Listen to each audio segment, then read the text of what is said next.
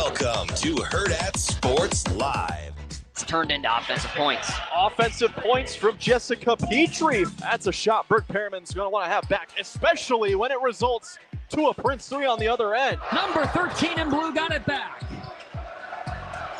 Mirkovic, left open, Stojakovic found lunch. And that is exactly what I was talking about. Boskovic to inbound. Right. Got it! Robert Wright III wins it for the Cougars. Yeah, I think our players are, they know what, you just hear the word Utah and you know what it means, right? I mean, great defense, great running game. You watch their offense, it's exotic, it's exciting. It's, the quarterback runs, it's a lot of different things. And so,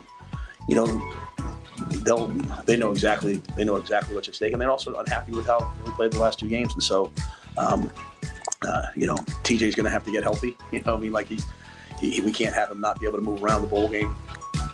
This is a great opportunity for Isaiah Mackay and Quentin Ives at tailback. Someone's going to step in at right guard for Rocco. I think, guys, this is a great opportunity versus a great team. Good morning. Welcome in Hurrdat Sports Live, presented by Centris Federal Credit Union. That's DB. I'm Ravi Lulla here at Hurrdat Sports Bar and Grill. What is up, DB? You are looking live. We are live. That's how it works. We're live. I'm telling you, I like the little loop-de-swoop. Yeah. So what are you pointing at? I'm pointing at the TV over there where I pointing at me. What? Where I saw your boy earlier on I'm Over It, just killing your Dodgers. Oh, Pat. Yeah. Pat, the producer. Is he mad about Eddie Diaz? Apparently. He was killing them. He goes, I'm over it. The Dodgers. That was the whole thing. Yeah. I stuck around. I listen to old Pat Costello. I am not over the Dodgers. Well, I wouldn't imagine. I mean, you're pretty far into this thing to just peace out now. Yeah. Pod committed. Although one of my favorite players of all time is no longer playing. But it's fine. Who's that? Jeff Kent just got in the Hall of Fame. Which is unbelievable. I know. I mean, we live in a world where Jeff Kent's a Hall of Famer. Yeah, my steroid guys can't get in, but old Jeff Kent, boy, I tell you, let's get him in. I guess we can't. Can I just tell you, I fast forwarded through that interview. Which one? His Rules? No, Jeff Kent's. Yes. What are we talking? I don't know. I get it. We jump around a little bit. Yeah, I'm gonna let you off the hook, but I almost went in on you, like dummy. Would you just listen? But nah, it could be anything within the last 5 seconds of what we're talking about. I'll give you a little grace. I appreciate that. Yeah, just today. They messed up my coffee order, so I'm struggling a little bit. Yeah, what happened? They gave me a hot instead of an iced. I don't like hot beverages. Yeah, that's probably a game changer. Yeah, I'm not drinking that. There's plenty of ice over there. I know, but I don't know. I get ice out of there every day. I'll be honest. Although today is that frozen solid? Man, listen, I'm so mad. Oh, that is like frozen. Yeah, I don't know why I didn't feel it when I grabbed it. I don't know. If you're not like squeezing it to check, you probably don't know. Yeah, I don't know. Look at that thing. That thing's like popped up. It was hard. I thought maybe when it actually is. It's like a rock. I thought when you showed it to me that maybe it had done that and it was melted again. So I was like, I'll just open it. It's melting. No, don't open that. Listen, none of our stuff will ever work again. I have a lot of weird OCD habits. And when I tell you I'm happy to be here, I'm happy to be here because are my lips dry? They don't look like it. I may pass out at any moment. Are you okay? I am not. What happened? Man, my OCD kicked in and it might be the end of me. What? Of all the things to get me. What happened? So, everybody kind of has like things that bug them, right? Mm-hmm. Well, you may feel I have more than some others. I mean, I don't have any. I'm very adaptable, but yeah. So there's this thing that it doesn't suit my eye. It's very LeBron James. It's very like you weren't raised in the wildish kind of thing. I'm not a big squeeze bottle guy because the form and the shape of squeeze bottles should. If you're gonna get a squeeze bottle, man, like let's not have that thing look like you wrung it out like a wet wash rag. Question. Yes. Are we talking like ketchup or toothpaste? Everything. All squeeze bottles.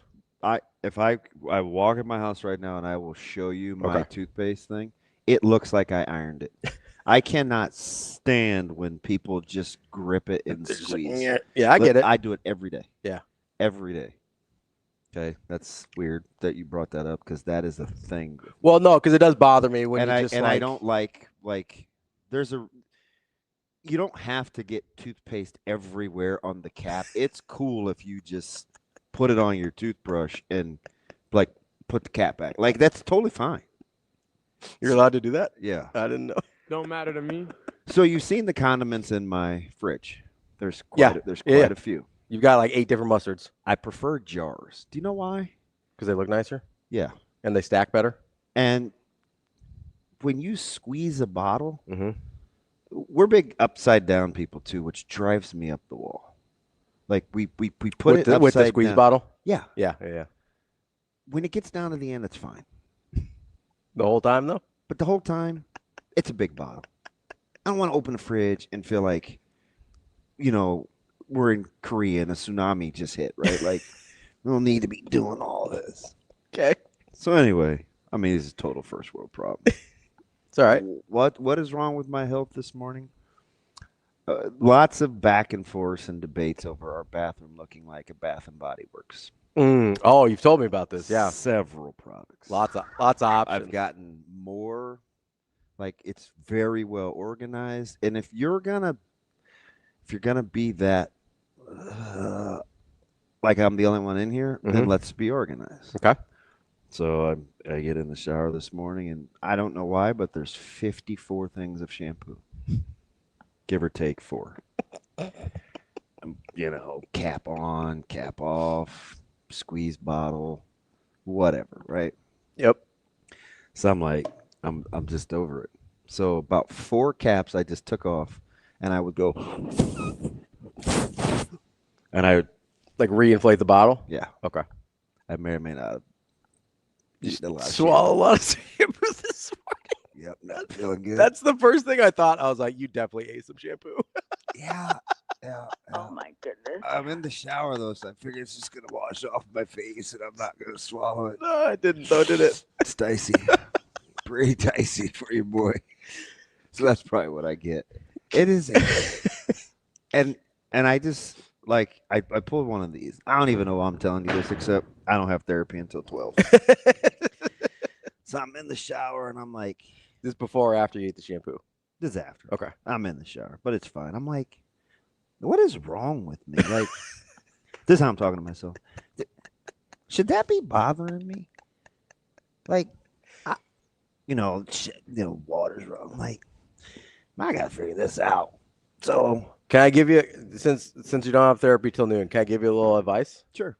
So, in my experience, as somebody who's gone to extensive therapy, because I need it. Can you imagine? I'm like, hey, Kyle's gonna be like, hey man, where we at? Howard think, man, you got like squeeze bottles. Friggin' He's gonna be like, shampoos. he's gonna be like, get out. So here's the thing. I've learned when you're having your moment, you're like, should I be this mad about this? Chances are no. Well, no. It's not even that. Chances are it doesn't matter whether you should be or not. You're gonna have a hard time talking yourself out of how you feel. Shane, I mean, don't you want to reinflate the shapes of bottles so it's correct? So the question isn't, should I feel this way? It's, should I react differently to how I feel? That's the real question. I don't want to know that answer. Well, that's the question you need to answer. Yeah. The downside of jars, though, is a lot of times you don't get as cool stuff.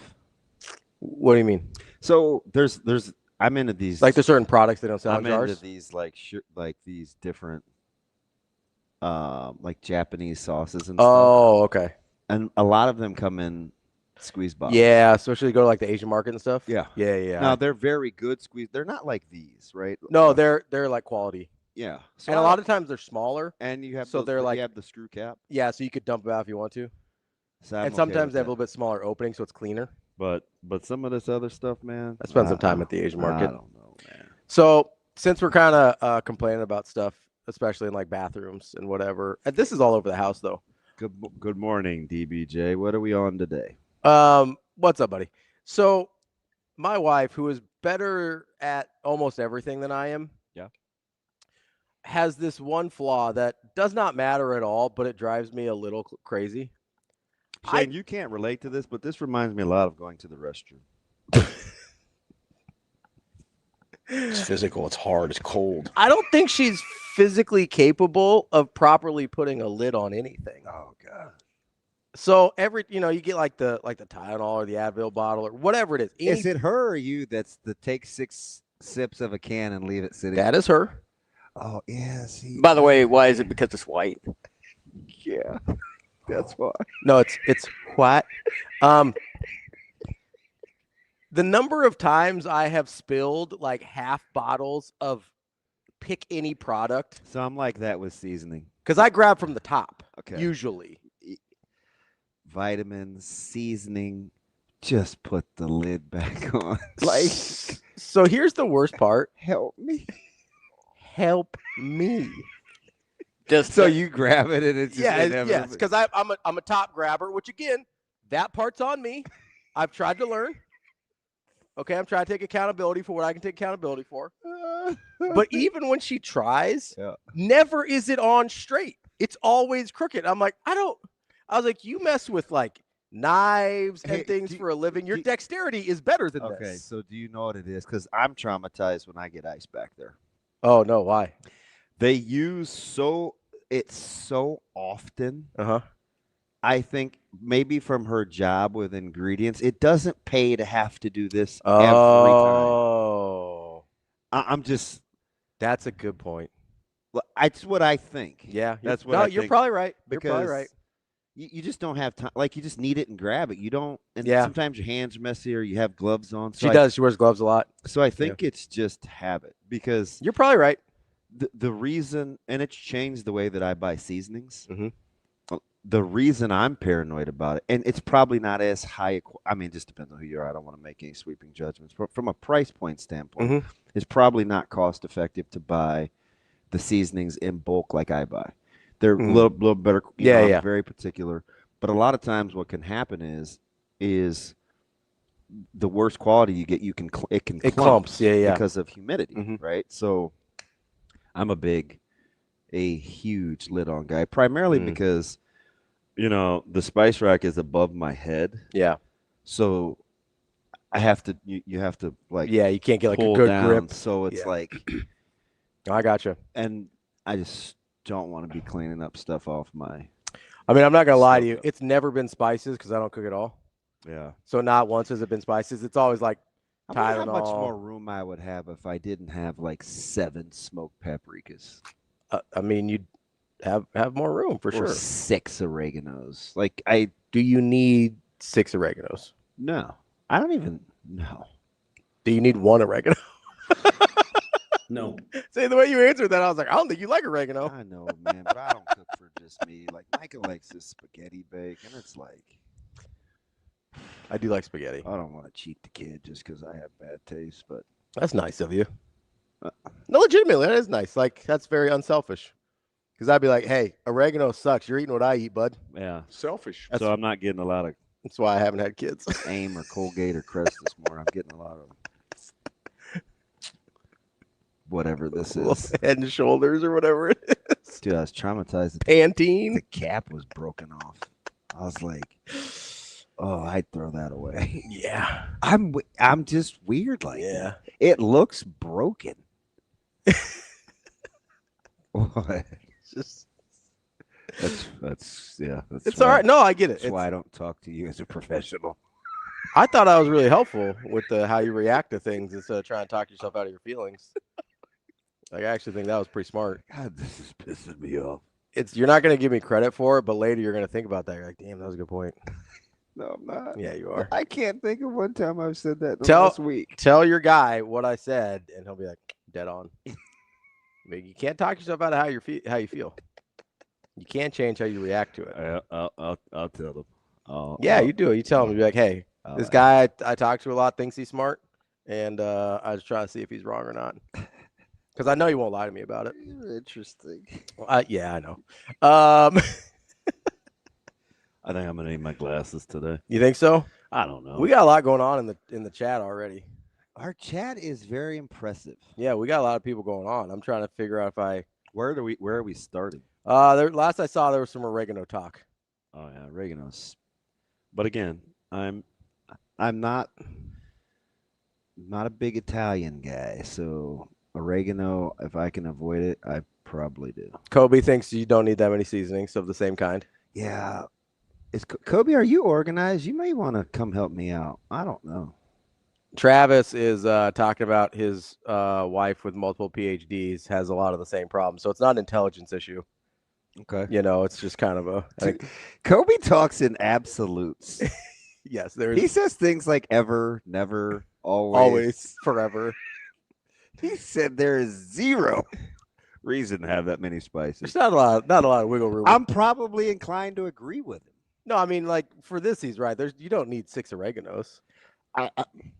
It's a little probably exaggerating a little, but you've got multiple oreganos. Yeah, I was looking for a Cajun seasoning for the jambalaya the other day. There's 3. It's inexcusable. Yeah, especially are they the same ones? 2 of them are. Yeah, that's yeah. Mm-hmm. Like if you're talking like, oh, this one tastes a little different than that one, but if they're the same, like I don't know. Now I get it because sometimes I'll have like, oh, it's about to be out. Or what's a good one? Like cumin. Like I'll have roasted cumin, and I'll have regular. Okay, sure. One's a little earthier. Yeah. Whatever. So that's different. Those are different though. I consider those different things. The what we got going on? No. All right, I'm ready. Travis says, what if I forget how much of said ingredient I have and I end up with 4 bottles of the same balsamic vinegar? So I get it. It does. It happens. I don't know how it happens 4 times. I do know how it happens twice. I've done that before. Dude, my pantry is terrifying. I have better than bouillon. I have bouillon cubes. And for some reason, I have 3 things of chicken broth and 6 things of beef broth. I don't need it. I make my own. Like, I don't know what happened. The bottom of my pantry looks like an Asian market. I have 4 hoisin sauces. I don't need 4 hoisin sauces. It's pretty good, though. No, I mean, I like when I get on a roll, I run through them. I like some hoisin sauce. I got 2 oyster sauce. I mean, I'm like, what am I doing? Ooh, David had a tough. He accidentally dumped half a bottle of seasoning on a steak the other day because the cap wasn't on right. I'd be mad about that. So, like, I'd be actually mad. That's happened to me. Yeah, and it's very upset. I would rather spill. So are you the guys that cook or gals that cook, they know I don't like the spin tops where you go counterclockwise or clockwise and one has the big side where you can pour and the other has the holes where you can shake. Yeah. But like slap your mama and yo, I felt dumb saying it. Slap yo mama and like Tony Kacheri, not to be confused with Sachery. Some of those they're made that way. So I don't like them because it's a total crapshoot on one of those things are spun closed correctly. Oh yeah. Yeah, you can't. You gotta be real careful before some of those is just did you see what Rico said to you? Well, I'm afraid. He said, "DB, not a big Italian. That's correct. You are a medium-sized African American." Rico was at hoops last night. Yeah, he was. Was it Nebraska UNO? He was at. Yeah. Or Nebraska Omaha. Sorry. So you know the buddy that's in my phone, Degenerate. Yeah. Aaron. At about. It was somewhere around noon yesterday. He goes, have you ever seen a line at 62.5? I had no idea what he was talking about. Well, Hoiberg talked about it in his presser. Yeah. That's the only reason I knew. So I looked at it, and I blew it up, and he had circled it. And, yeah, sure enough, I'm like, do you know how hard that is? Like, how would you score? How would you beat somebody by 6? Look, he sent it to me, and he circled it. He's nuts. That's a big number. Well, I just keep scrolling. I don't listen. But I'm telling you that he earns he can find volleyball. He can do. Isn't he the one that was giving you like wrestling lines? Oh yeah. Yeah. He's like, hey, I was 28.5. That seems like a lot. Or he's he's totally that guy. That's a good memory. That's a really good memory. Yeah. Yeah, he's that dude. I remember. I don't even know where you find this stuff. I don't either. I don't either. Yeah. Well, that's why. What? Sorry, the chat's just. I need you to focus. I'm trying to lock in. I apologize. Our chat's a little. Are they on the food take? Yeah, they're on it a lot. this morning. Dixie, that is not true. I can't even say your full name without and keep a straight face. Kobe says spin top seasonings are too difficult for you, DB. I don't think that was what he was saying, Kobe. Kobe likes needling me. He likes needling everybody, to be fair. No, they're just annoying. Like, no, I get it.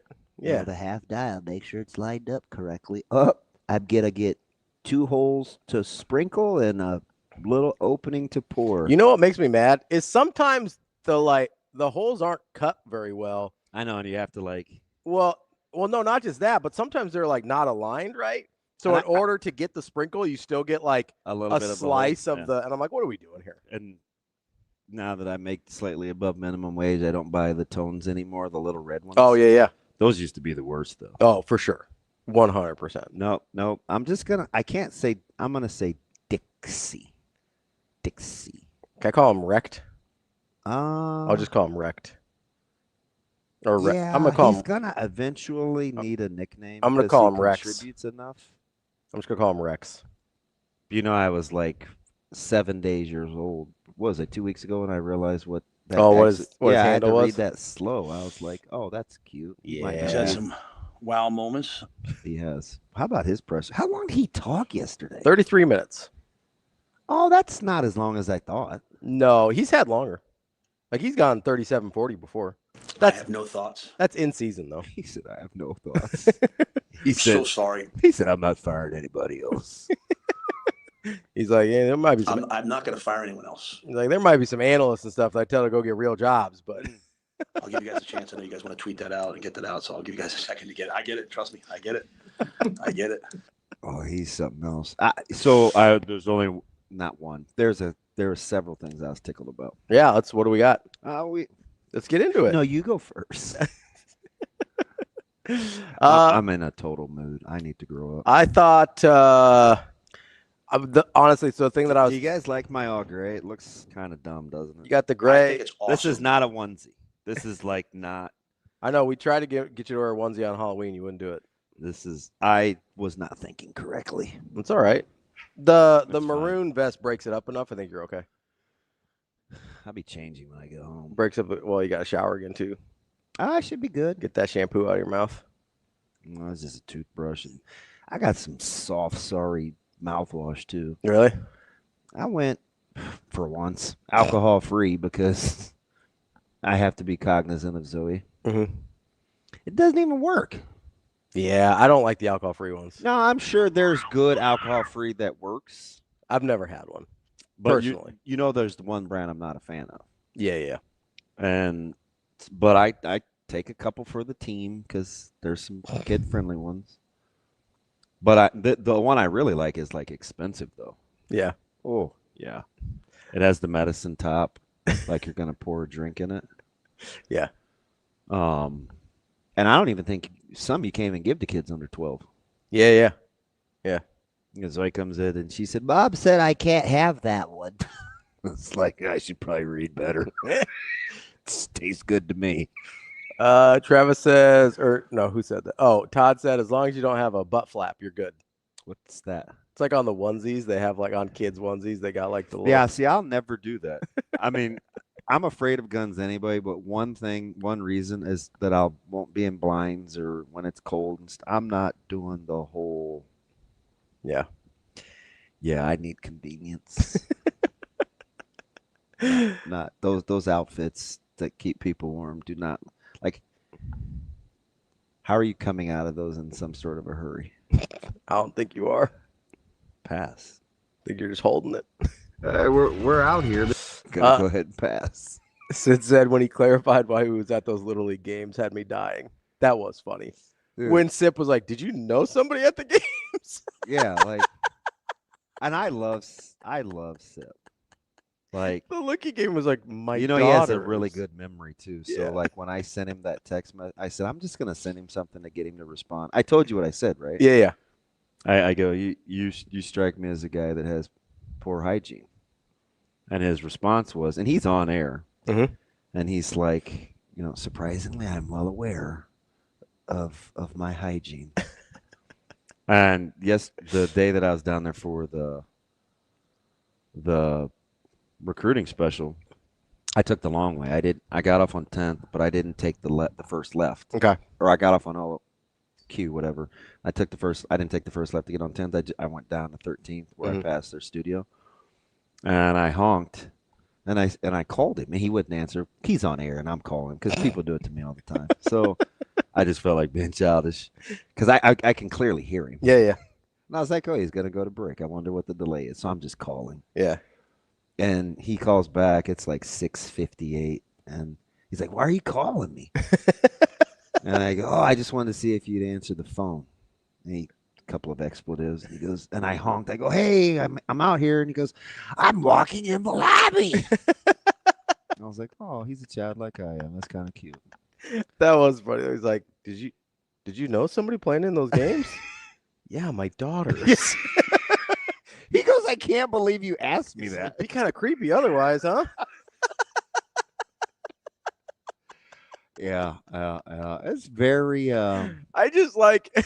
I told you those Sunday interviews, the time frame was off, right? Yeah. And I get it. I mean, people are kind of just reporting what they're. I'm like, that guy's a week behind. Yeah. Because I knew he had to work fast. Because he was. I mean, wanted to make a move fairly quickly, it seemed, defensively, because he had some guys in mind. How fast are we working on D-line, coach?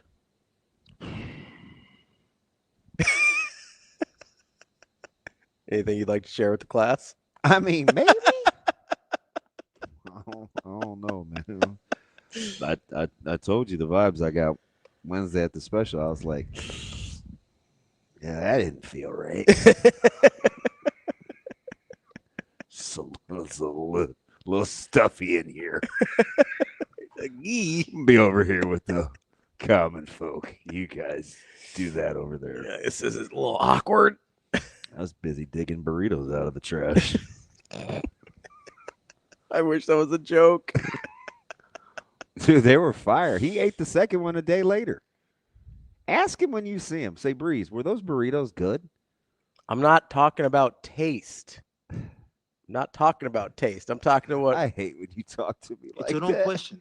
I mean, literally. Wait, what? How do you classify the delivery when he is just so frustrated? He goes, "I'm not talking about taste." Like I use the term exasperated. Like, there's no way you could have kids. What I'm talking about is what happened to you after that 2-day-old cheesesteak. That's what I'm talking about. Well, you gotta understand though. I picked that yesterday in the fridge because I changed containers. It was not fitting correctly, so I put it in one that fits better in the fridge. Oh, I'm gonna eat it. I'm gonna warm it up in the microwave. I'm just glad you finally put it in the fridge. Yeah, I made a ribeye or a cowboy. Probably too late, but it was we're all right. incredible. Like, I mean, really incredible. Yeah. Yeah. Did you eat it all? No. No. Did you put it away? Yeah. Where? Microwave? Oven? Top of the stove. Come on, man. I'm not reheat. It's a beautiful color. I'm not messing around. I may put it like in the oven and bring it up slow in some foil at like 220. Okay. What? It's fine. I'm gonna eat it today. It's fine. It's fine. You're doing too much. I'm not. You're talking leftover steak. 24 hours just out? It came off the smoker at like 5:40, so not even. So when are you gonna leave it out, or when are you gonna eat it? You're not gonna eat it till like noon, at best. Probably after counseling. So pretty close to 24 hours at that 1:15. point. We're under the threshold. No, you're still 16 hours over the threshold. The thermostat's only on 68. That's not the safe zone temperature. You gotta get below like 40, man. That thing would have to be in your bedroom overnight. Then it would be fine. Yeah. With that window open. It's about 34 in there. Fair. It's fair. If you start keeping food in there, I won't say another word. Kobe is typing at me in caps. What is Kobayashi Sadaki saying? He says, no, he's not doing too much. You have to refrigerate meat regardless if it's cooked. Thank you, Kobe. We can unite on this. What are you two doing being friends? It's handshake meme. I guarantee you, 60% of your male friends would be the exact same way if you asked them. If they're just keeping it a buck. I don't think so. I think you're way. Have you ever seen anybody cook bacon in the morning and they don't finish it all and they just eat the like cold strips all day or something? No. Really?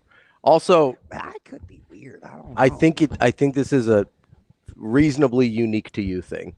I don't. I'm not saying you're the only one. I think you are in more of a minority than you realize. If my offensive line coach wasn't in class, I bet there's people out there.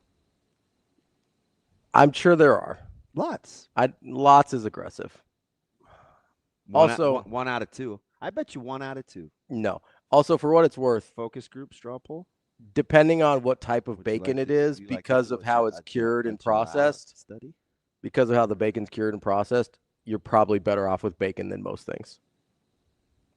Justin agrees. He said you can leave bacon out for days. Yeah, bacon's different because of the Justin is my friend. because of the curing and The rest of you processing. guys? It's sort of like like a pepperoni or a salami or something. You got a little more leeway on those. I was looking for something in particular yesterday, Shane, and I thought of you. At some point, we better get to the press conference and actual sports. And why is Nebraska only a 1.5 point favorite tonight? But is that not weird?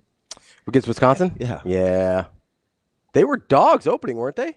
I think they were down. I think they were. I get it. Wisconsin's They're pretty good. I thought they were 1.5 point dogs to start. I thought. I might be wrong. I have to get back into that when we start talking sports. But Shane, I thought of you yesterday, and I looked at the prices, and I don't shop like that, so I don't know if this is legit or not. So I need, which apparently, according to the chat, I need somebody smarter than me, which is 95% of the people crushing me today, which appreciate your guys' friendship.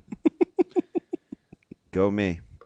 I was looking for a particular type of cheese. Mm-hmm. So it's packets. It's back in this aisle. Yeah, they were dogs yesterday. And so I'm in another area of like pre-made. It's over by where you can get stuff for charcuterie boards and stuff like that. So there's this pre-made meal section. Okay.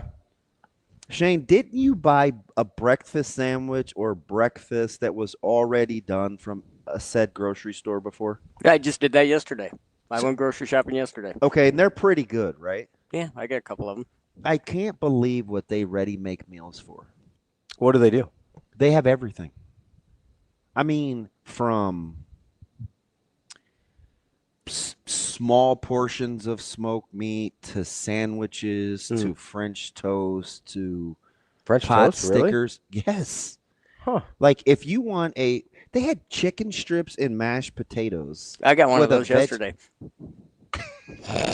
That's what I told you. I'm like, this has to be super convenient, but isn't it expensive or you don't care? You just want what's easy. I mean, it's like $7, and I can get 2 meals out of some of those. Would you pay $3.99 for a store fresh? It's not fresh because it's obviously in the refrigerated section, but they're making it there, right? Good ingredients. Would you pay $3.99 for a breakfast sandwich? Yeah. It seems high. Not if you're used to buying breakfast sandwiches like in fast food places. It's not high for that. Shane, they had everything. I couldn't believe it. Oh, yeah. Now, I will say, here's the thing. If you wanted an omelet with hash browns, if you wanted a fried chicken, if you wanted pork tender, like everything they had in these little individual deals. I walked around that area for like 6 minutes, and I was just like, I wonder if I bought 2 and made it myself. I'm just making a dumb game out of it, like in terms of pricing. You're trying to do the math on it. Yeah. Well, and but the convenience has to be incredible. The convenience is good, and some of the stuff, like I probably wouldn't go through 12 eggs. I mean, I'd maybe hit like 9 or 10 before I'd have to, so God, I can just. Yesterday. Yeah, I mean. That really? Yeah. You have to remember, Shane doesn't eat very much, and I got a just cardboard eating egg for himself in a Ziploc bag ready now. Right? And it's in the fridge. I'm not messing with. Eggs is where you draw the line? Yes. That's it's not seafood, it's eggs? Yes. So convenience, you get a variety of stuff. You get more than just like eggs. You get the other stuff that comes with it in the meal. So let me ask you something. The pancakes and French toast and stuff. I wouldn't go for those. Those I would stay away from. So you're probably that's getting gonna those be dry out in the morning, right? That's gonna be I don't know how they like. To me, when you reheat those things, like it's gonna dry out. I'm not gonna like that. I don't think. You got the chicken. How long you rocking with mashed potatoes that are in those deals? Oh, they're good until the date. Mashed potatoes. Get 5-6 days off that. Oh, I didn't even look at the date thing. I just looked at the prices. I'm stunned. The stuff I got. First of all, I can't read. I'm stunned that you were not concerned Dude, with those expiration dates are dates. little. The Is enough just to see the price. the 2 dates that on the 2 items I got was the 15th and the 16th. So 5-6 days. Wow. Oh, so you got some time on her. So you have to be. So you don't want to be eating the 16th one on the 16th. It's not going to be as good, but it just Dude, they had you got time. an omelet in there over hash browns that covered like the whole platter. It was big. Yeah. I'm not a But big. I don't know if I'm just gonna take an omelet home and redo. I get it. You're gonna draw the line at eggs. Yeah. I'm not a big microwaved eggs guy. I don't like my eggs to be like cooled and then heated up again. So I kind of get that. Yeah, I watch you eat cold eggs. I know. And sometimes you gotta do what you listen. Vers did it every other day, and it would gross me out. He would meal prep and just eat them when he ate them. Yeah, I don't like that. He couldn't, because I'm like, well, shoot, I can be an iron gut too. It's very competitive. Sure. Yeah, I mean, it's my least favorite part. There's a good. I mean, you've seen me do this before. Half the time, I'll take the egg off once it's cold. I'm not trying to do that. I will say somebody, I don't remember who it was, was like, hey, enough with the food talk. Let's get back to sports. I got to tell you, when people tell me what to do, like, I think I've got something wrong in my brain. Yeah, you're like Coach Rhule. You're going to do the opposite? Yeah, because I'm just going to be like, I was like, I could spend 3 hours not saying a word about sports. I got lots of feelings on a lot of things. Should probably talk sports. I feel like when you do it for 300 days a week or a year, yeah, it's like sometimes you're gonna get some stuff that's not sports. Sorry, guys. Come on, guys. I think it was your boy too. Who? Terrence. Oh, T-Mac? Yeah. No, T-Mac has his nerve. We talk about everything under the sun. And he's been around. He should know better. I sent him a Instagram reel yesterday. Oh, he said it was a joke. Sorry, Terrence. All right, sorry.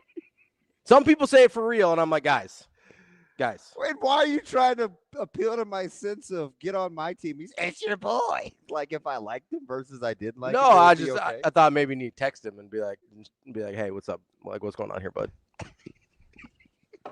Oh, you think I'm drawing the line at a food take? He crams Texas down my throat incessantly. Yeah. And poor sports comparisons. You can't make excuses for Nebraska. That's his thing. I don't make excuses for Nebraska. I have expectations for Nebraska. And everybody gets mad at me. Well, I think they just like being mad at you. Well, that's fine. I mean, I get it. I'm very easy to get mad at. And that's okay. I can live with that. I'm with you, K-Jam. It does feel short. What? He said we need an extra hour. Oh. I say that every day. Yeah, and I don't even like my job. You like your coworkers, right? I like the people at the office. You like Shane? He's fine. You like Sasha? She's cool. You don't like Rico most days? Nah, he's growing on me. Rico's problem is I started out with too high expectations. Like I liked him a lot early, and then I was like, "Oh, he's not very nice. I don't like him at all." And then he's like, he's okay again. But he couldn't reach what I was thinking of. You came in way too hot. That's a you problem. Yeah, totally. Yeah. Yeah, I get you. That's not him. So I'm cool. Yeah, Rico's fine. What about Austin? How do you feel about Austin today? I like Jimmy Neutron. Yeah. He had a funny interview. He's figuring it out what it's like to interview people that don't enjoy being interviewed. Was that one of the big Game Chain ones? Yes. Yeah. And that very school that I'm talking about had the famous interview after they beat Prep in like 12 or 13 where he's like, yeah, I just can't do this. Yeah. I was like, wait, where are you going? Oh, see ya. Okay. Yeah, I'm good here. Enjoy your bye. Hey, good win. Birdcage is a tough place to play. Congrats. See ya. God bless. God, serious. Yeah, I just can't do this. I was like, guys, back to you. Honestly, I respect it. Like I do. Wait. Like, a lot of kids will sit there and just be like, yeah, no, it was a great team win. Yeah, no, I thought we played well. I'm like, I get it. They haven't done a lot of these, but this guy's like, I can't do this. I'm out. See, that's why I encourage everybody. I kind of respect it. Coach Sikora was driving back from a strength and conditioning deal in Chicago, and I sent him the link to the recruiting highlight. Ooh, Sikora, big strength and conditioning nerd. That's what he does. Oh, we should. Dude, he wins national awards. Oh, I want to talk to him. Can I just follow him around? I love nerding out on strength and conditioning. It's like one of my things. Go look at the new facility. He would love that stuff. This dude could talk about the body and nutrition. And, oh, yeah. You think I nerded out over Van Poppel? Oh, I will nerd out on some strength and conditioning stuff. That is Coach. He wins like a national award every year. Oh, man. This dude goes to like, he's like, I'm going to go to a conference. I'm driving back from Chicago. I need something. What are you doing in Chicago? Strength and conditioning. I was like, figures. Oh, man. But I sent him the links. Yeah. Because remember, I couldn't figure out what he was asking me? Yeah. It was the recruiting interviews. Yes. And to your point about interviewing young people, like go back and listen to. Oh, it's hard. No, go back and listen to Danny Odom. Oh, yeah. Kobe knows what I'm talking about because I think Kobe was in the stream. He brought it up. Well, I'm like, Jess goes, she was talking and we were going to break and she goes, oh, Kobe said in the chat something. I'm like, Kobe? I can't get away from him. So I looked because she knows how. I just learned how to operate our stream like last year. So, I don't know. I was like, Jess, how do we get to the link? And she's like, oh, my God, the football account tweeted it out. I was like, geez. So anyway. Easy, Jess. Come on. Well, you know what I wanted to do? She just doesn't like me enough. I wanted to give her my computer like I do. You're like, hey, the comments went away. Can you fix it? Yeah, I got you. And she goes, look, they're right there. And there were so many. And it was just, I was like, forget it. I can't see. I'm just going to trust you that it's my man, Kobe. Because I knew he watched it last year. Kobe says, I'm everywhere, Husker related, DB. No, I believe it. I'll roll with it. So go back and listen to Odom. Because I sent all the interviews. I think he was interested in like the offensive lineman ones and kind of what they were talking about. And it's very hard to get those guys to like expound and kind of open up. But you can tell a lot if you can get it out of them. And I told that's one of Jess's strengths. Like she's really disarming when it comes to, because it's hard to interview young people. It is. It is really hard. It's not always a ton of fun, right? But like Waterman, the guys were just, what's his buckets reclassed, but because he reclassed, he can't enroll until until the spring. He has summer. To wait. He can't come until the summer. But he got like all the workouts ahead of time. Was it Waterman? No, it was Ainsworth.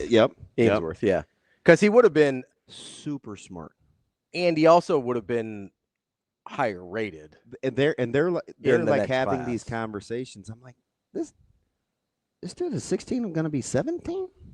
That's wild. But go back and listen to Odom. Nayland Scott, dropping. I used to be a D lineman. Like it was. I like those. That's how I figured out Mosey's personality. Oh yeah. I listened. I paid really close attention to those interviews, and I was like, "Yep, he just likes playing." Gonna like that guy. Yeah, that's kind of now. It's early because I don't know him yet. That's kind of how I feel about Larry Miles. Oh yeah. Yeah. Hey, when I told you he gives me Santana Moss vibes, it's not just his film. Santana Moss was like a menace. Yeah. He's about that life. And he wanted you to know, you think I'm like same air, like he gives me, his film looks mossy. But go back. I still have the link. You sent them to me. You'll be, and then you go back and listen to Coach Raiola, and it's like, that's a tough decision. Because, you don't really know until you have those sit-downs. Yeah. But then once you have those sit-downs, it's like, I think I'm going to be moving pretty quick on this. Yeah. That's why you never want to get caught with the smoking gun. Yeah. I think defense was a little more proactive than how the offense evolved, but you had a good offensive line. So did you catch yesterday? I caught a lot. Would you like Shane to play one of the clips, or would you like to take a break first? I don't know if he's Terrence, is this cool? We got back to sports, even though your boy doesn't feel good because he swallowed shampoo and conditioner this morning. And apparently he was joking, so it's cool. Are you sure? He said he was joking. I believe him. I don't know, man. I believe him. He's kind of an intimidating looking guy. I think he understands the show enough to to have it have been a joke. Kobe said I'm everywhere. I think I don't remember exactly how he phrased it, so I don't know what clip He to call did. for. He did. He did. He got on me on the pork thing. Yeah. Dank liked Impuma. He says, I like football because I get to hurt people. I don't get in trouble. So I'm 99.9% sure, and I'm not going to get on you because most people don't know. Yeah. I think it's just Puma. Oh, okay. Kind of like a Winery thing? Yes. Okay. Which people still say his name wrong. Yeah. It drives me off the wall. Williams Winery. You think it's just Puma? I'm rocking with Jess on that one because she's like. Is that what she was saying? Yep. And Okay. she's super particular about that. Okay. I mean, she's better at that job than I am, so she probably is right. But she's really the only one because everybody else, I mean, even in the recruiting circles, they say, I don't think you say the M. Okay. I don't. But Shane, text her and ask her. She probably, and I ain't texting this early because she ain't probably ain't. Why are you calling me? Well, you heard it. What? I was like, geez, man, I'm going for Robbie, not for me. Were you asleep? Yes. He is. My day off. His athleticism, he's exciting. Puma? And now that he's like a true tackle, too. That's nice. Well, they have three of them. Yeah. Ainsworth. They have. I think all three of those In this guys class? are natural tackles. Okay. In my opinion. Yeah, and that was sort of the. Now, one could move inside. One in particular, I think, could move inside. But, Waterman and Puma they look like tackles. Yeah, they're like tackles. Yeah. Which is nice. One of the things that stuck out with, and you brought this up with Coach Rhule and how that might have been a tougher decision, was DBJ. I think we're gonna have to go have a ginger ale. I think the fit with stylistically what Dana wants to do and how that needs to be coached and blocked on the offensive line was a much bigger deal than people kind of made it out to be. Yeah. He sort of intimated it yesterday. I think he said something about. He said the way Jeep Wade coaches offensive line fits Dana's scheme or style. I forget what word he used. So we didn't directly say that Raiola's didn't. Yeah. But I'm gonna extrapolate that a little bit and say I that there's think that liberty is fair. a better fit in terms. And I think because he just wasn't that was one of the. I don't think he. Personally, I want you. Go ahead. Not me. Mm-hmm. So whenever you see him again, ask him how hard that decision was as a professional. Because I think he went with the consensus because it's what was needed. Mm-hmm. He could have made the case to the contrary. Yeah. I think he liked how Donnie operated. Yeah. I think that's why he kept him in the first place. And I also think the other thing that he kept intimating was recruiting. Yes. Recruiting. He brought that up with Jeep Wade. There's another guy that's allegedly might be joining. He hinted at yesterday. The rumor is that it's Lonnie Teasley from South Carolina, who is an incredible recruiter. So that would go into what he talked about in terms of recruiting the position at a high level. I don't think he wants to rely on transfer portal for anyone, but especially linemen on either side of the ball. I think he really wants to get those guys in the program, develop them for 2 years, then cut them loose and not cut them loose, let them loose. So this is totally. Do we have to take a break because we're rolling now? Keep rolling. Just right before BC. So we're fine. The last 2 weeks, I was talking about, planning a 1 versus 3 and a 3 or forward. I brought up again the Riley Van Poppel thing, and I'm like, do you got I think D-line, defensive guys kind of knew what I was getting at, right? Where it just feels different playing along different techs in the line and where doubles come from. And I was like, oh, that's the kind of person that you want talking to you as a coach because then you can play to their strengths. Then I told you I got the question last week in Nebraska City that threw me for a loop with the guy that likes the Chiefs. He's an O-line, D-line guy. And I go, he asked me something that gave me pause. And I had to think about it for a second when he said, do I think, because I was big on the aggression and hand fighting and taking on violence with pullers. Which Coach Rhule brought up multiple times. So the whole thing, I'm feeling good. I'm like, okay, I'm not crazy. Because we didn't talk about Coach Rhule and I didn't talk about this. But there's a way, and unless he's like listening and like, yeah, what he said, but he's smart. Like, he's gonna do his own thing. I mean, if you saw it, he probably saw it. And people that like defense will say the same thing. What I'm saying is it novel. So, when we're talking about playing in a shade versus a 2 or whatever, and then I go, and if you look at the roster, like they have can you imagine a 4 down, like under over kind of front? Like they have those body types where if you want a weak side guy and he's a little smaller, it's Dylan Rogers. If you want a bigger guy on the strong side and an over front to play down, it could be Winari.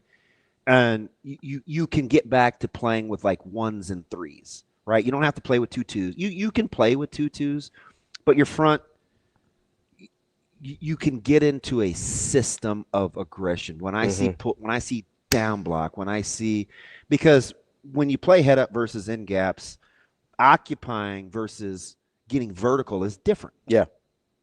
Sometimes you can't leave until you feel. Some fronts, it's I see it, split it. Yeah. Right? Something like that. So, which is a little bit more aggressive mindset. What's that? It's a little bit more aggressive of a mindset. The see it, split it. Yeah. Yeah. So it is, right? It's 2 gapping versus what sometimes Nebraska could come across as though they're 2 gapping and occupying. Sometimes it's, hey, I see a puller. We're playing this technique. Hit it, split it. You're just kind of you're a little bit of a tweener. Hesitation. Which is why I think the Havocs and Tiffles are down, because in odd fronts, you're in odd man short. So sometimes they would play with 4 down and guys would go, you'd use like a jack as your 4th guy. And McCullough would show or flash late. But you're still 1 gap short. So one guy either has to command the double or occupy to buy time. So you're not gapping people out right away. Right. Okay. That's going to look a certain way. So when Coach Rhule says, hey, our 260, 270 pound guys can now be ends. Yeah. More natural ends. And they don't have to play inside. That gives us a chance for development. And then that introduces guys like Malcolm Simpson and Tyson Terry, who are natural interior linemen, right? Tyson Terry is not going to want to play in a 4-tech. No. Tyson Terry could be really good in the shade. Tyson Terry could be really good in a 3. But you start sliding guys. You can do it in high school. It doesn't make it a good idea, right? In this game where guys play angles and tackles and guards know, hey, when I see a 4, I have a good natural angle. He better be able to do. And I'm not saying there's anything wrong with 4 techniques. I'm saying it's a unique skill set to play in a 4. Ask Jared Tomich, ask Jay Moore, ask anybody. I asked Grant on statewide television. Hey, G-Dub, how would you feel about sliding along the? Nope. This is what I did. This is what I was good at. This is what I do. And I was like, what's the degree of difficulty? Because I always like to ask guys just to make sure I'm not crazy. It's why I asked Bill Bush about fitting in the run game from the secondary standpoint, or why I like the fact that, what we undersold, and I'm not making excuses. I'm just telling you when it benefits itself. Remember how I went into this whole diatribe about Knighton and Cooper overlapping each other's coaching session at the coaching clinic? Yep. Very, very rare that D-line and secondary coaches stay in each other's coaching sessions. And it's not because they liked each other. No, it's alignment. And so I asked the very first question, and people are like, oh man, here goes this bang again. Smart as guy to be.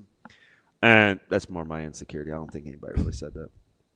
I'm like Coop, I didn't even know him like that then. I was like, Coach, it's interesting you're letting the defensive line coach speak to fitting in the run game and why you like some of these concepts. And Knighton goes, I'll take this. And That's exactly. Man, listen. That's exactly what happened. So I say all that to say, being on the same page at all the levels is crucial. We act as though it's just a given. No. Ask Ohio State folks what was going on with Larry Johnson and Knowles. Yeah, last year. Because there are some things that guys like to play, and there are some things that you're capable of playing. But at the end of the day, coaches typically teach what they know. Yeah. And it felt like there was that disconnect this year. It happens all the time. Yeah. And it happens way more than we think. So when Coach Rhule is talking about, I can't remember the clip, I'll find it during the break. When he's talking about stylistically and teaching a system, that's what he's talking about. Yeah. Because the system makes sure everybody's on the same page. Yep. And you don't have to piece it together. Yeah. It's not like this piecemeal we play hodgepodge. it like this here, so you can play it like this here, so you can play it like this here. And this is you're back to that's how you get that 11 as one he keeps talking about, right? It's everything. Because if you've got D-line doing this, secondary doing this, linebackers doing this, like that is and then when you don't trust, you panic. Yeah. And when you panic, you look unsure. And when you look unsure, you look super slow. Or you try and play hero ball and you ruin it for everybody. Yeah. There's a lot in there. We'll get to it. Let's take a quick break here. We are going to talk to Brian CHRISTOPHERSON from Husker 24/7 coming up next. Maybe I'll ask him about some rumors. Maybe I won't. We'll see what happens. That's DB. What's all these rumors? I was more going to go. I know it's your favorite movie. I was more going to go Inglourious Bastards with Christoph Waltz. Rumors? Man, that movie is really, really bad. I'm going to be honest. This might be a you problem. It's pretty universally liked. That's DB. I'm Ravi Lulla. It's Hurrdat Sports Live.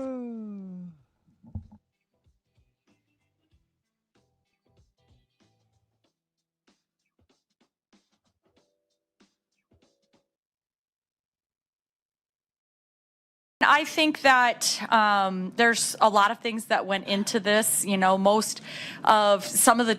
of the opponents that we've played at this point have looked at our roster and said, okay, there's, 7 different kids that are capable of going for double figures, and so we're going to go to a junk defense and try to pull one person out. And I just think that, we had some easy open looks against their triangle and 2, diamond and 1 early, and we were, one pass, jacking up threes. We had 26 three-point attempts in the first half, and I thought we were kind of just playing into maybe what their hands were instead of getting our paint touches, working for things inside, outside, moving the basketball a little bit more, and then taking those good shots. And so I think that's a part of it.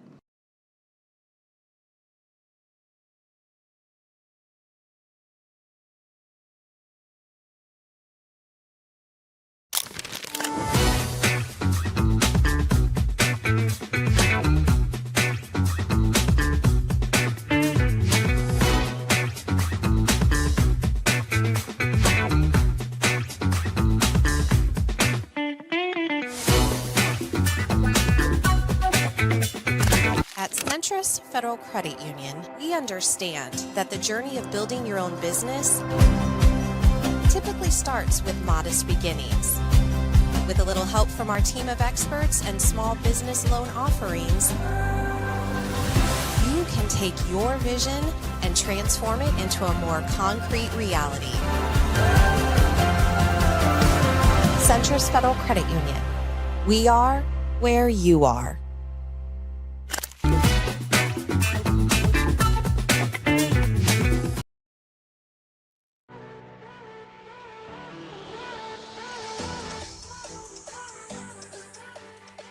Welcome to Hurrdat Sports Live.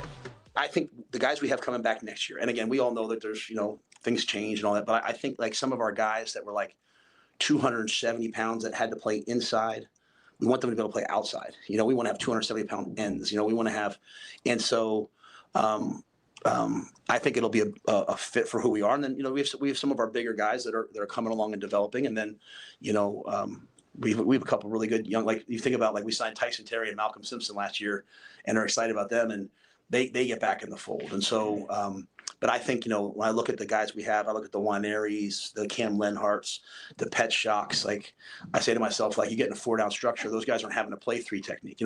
Keona to me, when I can have him go be outside and set the edge, he's going to be really good. So that 4-down structure, it fit. I thought the 3-down stuff that Tony brought was also some 4-down too. It was really good. We obviously had a lot of success with it, but we're going to kind of just move in this direction now.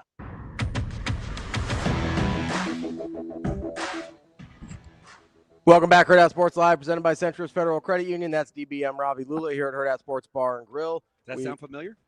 What's that? What I've been saying for the last month. Oh, I thought you meant Hurrdat Sports Bar and Grill. It sounds very familiar. That sounds very familiar. We're here all the time. I don't know. You know who else is here all the time with us on Wednesdays? B Sizzle. Our guy, Brian Christopherson, Husker 24/7. BC, what's going on, bud? I'm doing well. How are you guys? I'm very, very outside of swallowing shampoo and conditioner this morning, which is a whole other story. I'm very good. And would you like to know why? Yes. Okay, good. It'd be pretty rude if I said not really. Well, you do keep it a buck, so you might say, let's just move on. I liked yesterday because yesterday was about football, like technical. It was like football stuff, things that I like to talk about. Playing in a 1 versus a 3 or a 2 or a 4 or a 4 down. Like when we start getting into those things, I know that we've moved on from, hey, I just got to get the right guys on the bus, like more culture to nuts and bolts. How do we get better doing the football stuff like that? Mm-hmm. And maybe because I've been talking about that on this show for like a month. We talk scheme and that all the time. And Ravi said to me one time, because I was telling him a story, BC, about Roddy Van Poppel explaining playing different techniques. He goes, I thought you're just nerding out. And I go, no, Ravi, I'm telling you why it matters that a guy is educating me on, depending on where he plays on the line, it feels different to him taking on blocks. I thought that was very enlightening, and that was 6 weeks ago at the complex after a game, right? We're just shooting the breeze, and I was like, oh, this is interesting. I was thinking about the players like Van Poppel in particular and what they must be feeling the last few days. And it has to be sort of I don't know. It has to be like a shot or sort of a nice reboot for some guys when it's like when there's a new guy with a new system and maybe some new ideas in place, and there's sort of excitement about how they can look at you in maybe a different way than you have been in the last year or two. And that's not for everybody, but that's got to give you sort of a jolt, I think. So I think there's probably a lot of players, especially on that defensive front, who I wouldn't doubt were sort of mentally worn out. Sort of from what you're talking about, not just by the season, but there's no way they could have missed all the conversations that went on about them and like what they should be in the scheme and all this stuff. And to sort of just flip the page from that, like you're saying, and now it's like, no, I think we could put you here and you could really have a lot of success with that. I have to think that lifts some guys right now. BC, as you listened to Rhule yesterday, was there are a couple things that stood out to me. What was the biggest thing to you about the new hire specifically that you thought was interesting? The most interesting thing was that to me, the part where he said he canceled interviews after talking with Rob Aurich, and just like, this is a guy basically. And also I hope people paid attention to the sounding board of like resume check names that Rhule had on this defensive coordinator, because one of them is Jason Eck. Yeah.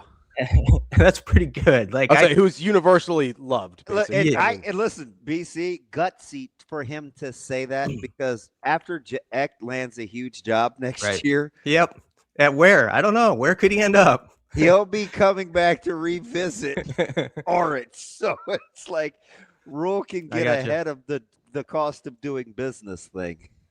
Yeah, but that part was interesting. The whole story about Orch's visit here and, you know, the non-traditional interview and going to the gym while Rhule's daughters were playing hoops at 3 games and just talking ball amidst probably like middle-aged guys yelling at refs for what should have been a travel call in the background. That was interesting, just how he was like said it blew him away, like the way Orich was even in that setting where you could easily be distracted. And I think when you listen through all the quotes, you sense that Rhule felt like they just weren't playing as fast as they had been when they first started here at Nebraska on defense this last year. And when he turned on the tape, that's what he said he fell in love with that defense. It was just like guys flying around, guys playing fast, guys who know where they're supposed to be, not thinking it through as much, just going with instincts. And I think it was just a combination of all those things that Nebraska has one of the more intriguing defensive coordinator hires since I've been covering it, and I don't say that in a bad way. BC, I'm just telling you, I hate saying this out loud because they're a conference foe, but having sat in multiple defensive meetings of schools on the recruiting trail, our fan base would be floored at the simplicity of what Iowa does, but the intricacies of knowing what they do within that scheme are mind-blowing. It is no coincidence that they're as good as they are defensively without having to be, quote unquote, like super multiple. Now they're not cavemen, right? Yeah. Parker is a hell of a coach. But when you look at just the basic core principles and how they repeat it over and over again, like I can't help but to think that is the standard for how everybody should do everything, whether you're at Apple, Mutual of Omaha, or Trader Joe's, or Nebraska. Like, who are we? What do we do? Do that.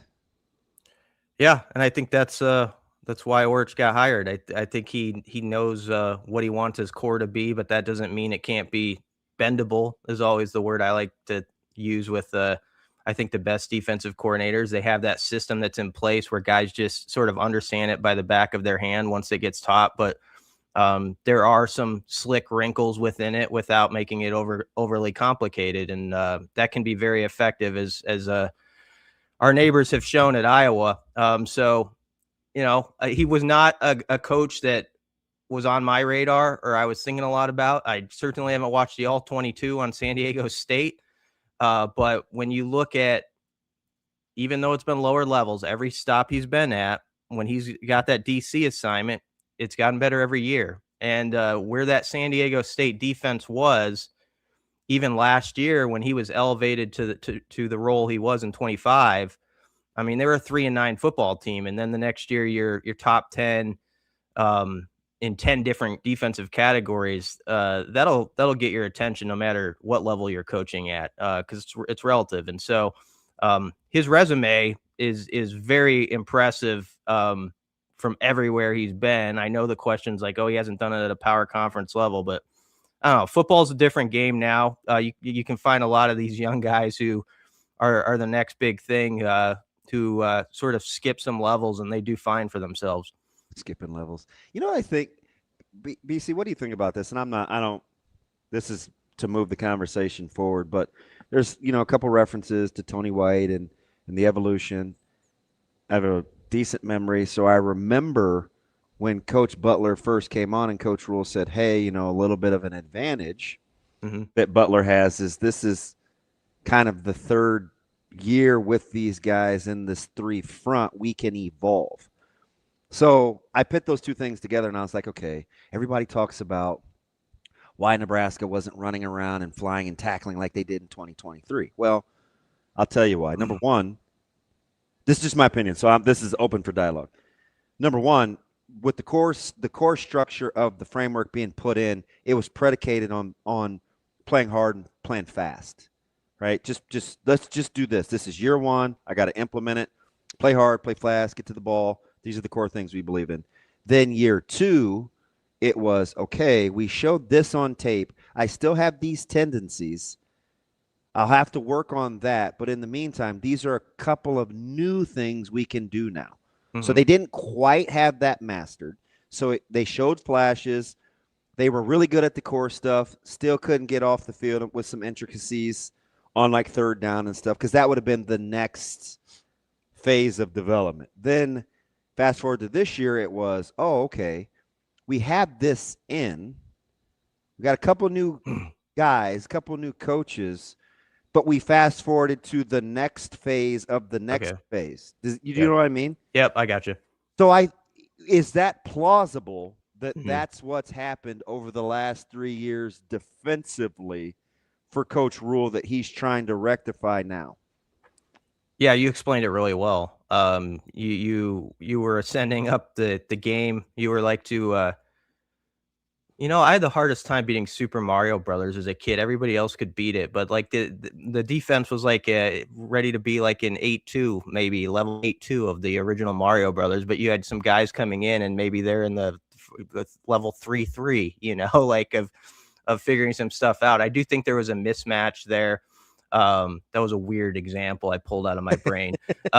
But that's how this brain works. But yeah, you explained it much better than my Mario Brothers reference. I do think it just felt like it was sort of a mixed up combination of things coming together, trying to pull it off this past year. And I think you're right. I think there's a reboot going on, and I think there's going to be a certain emphasis to make sure like that doesn't happen again, and you feel like everybody's sort of on that same page and working on the same level. And so is a real good opportunity here to recalibrate now, and on both sides of the ball, honestly. And so that's what's happening, and it's going to be really interesting to see how they can pull it off. You guys believe how much, and this is totally, I'm just thinking out loud here. How much do you think, because we're talking about philosophy and getting back to the basics and a reboot, how much do you think talking to Aurich in public with a lot of other things going on around was good for both of them? Not only could Coach Rhule test himself to see, okay, can you give it to me simple, as if I was 18, 19, 20 learning for the first time, and can you explain it with chaos around you, and we both feel like we learned? I wonder if Coach Rhule was like playing the guinea pig of, could he get it too? Yeah. In that under weird situations, because that helped him see if the kids could get it as well. I don't know. I'm just it wouldn't surprise me, because he put himself in weird situations intentionally, and it might have been for both of them, not just him. Yeah, I think so. To see, like, can you process in this situation? Can you do it fast and explain it in a manner that is simplistic enough that I can get it? Well, there's all this stuff going on too. Yeah, I think that makes a lot of sense.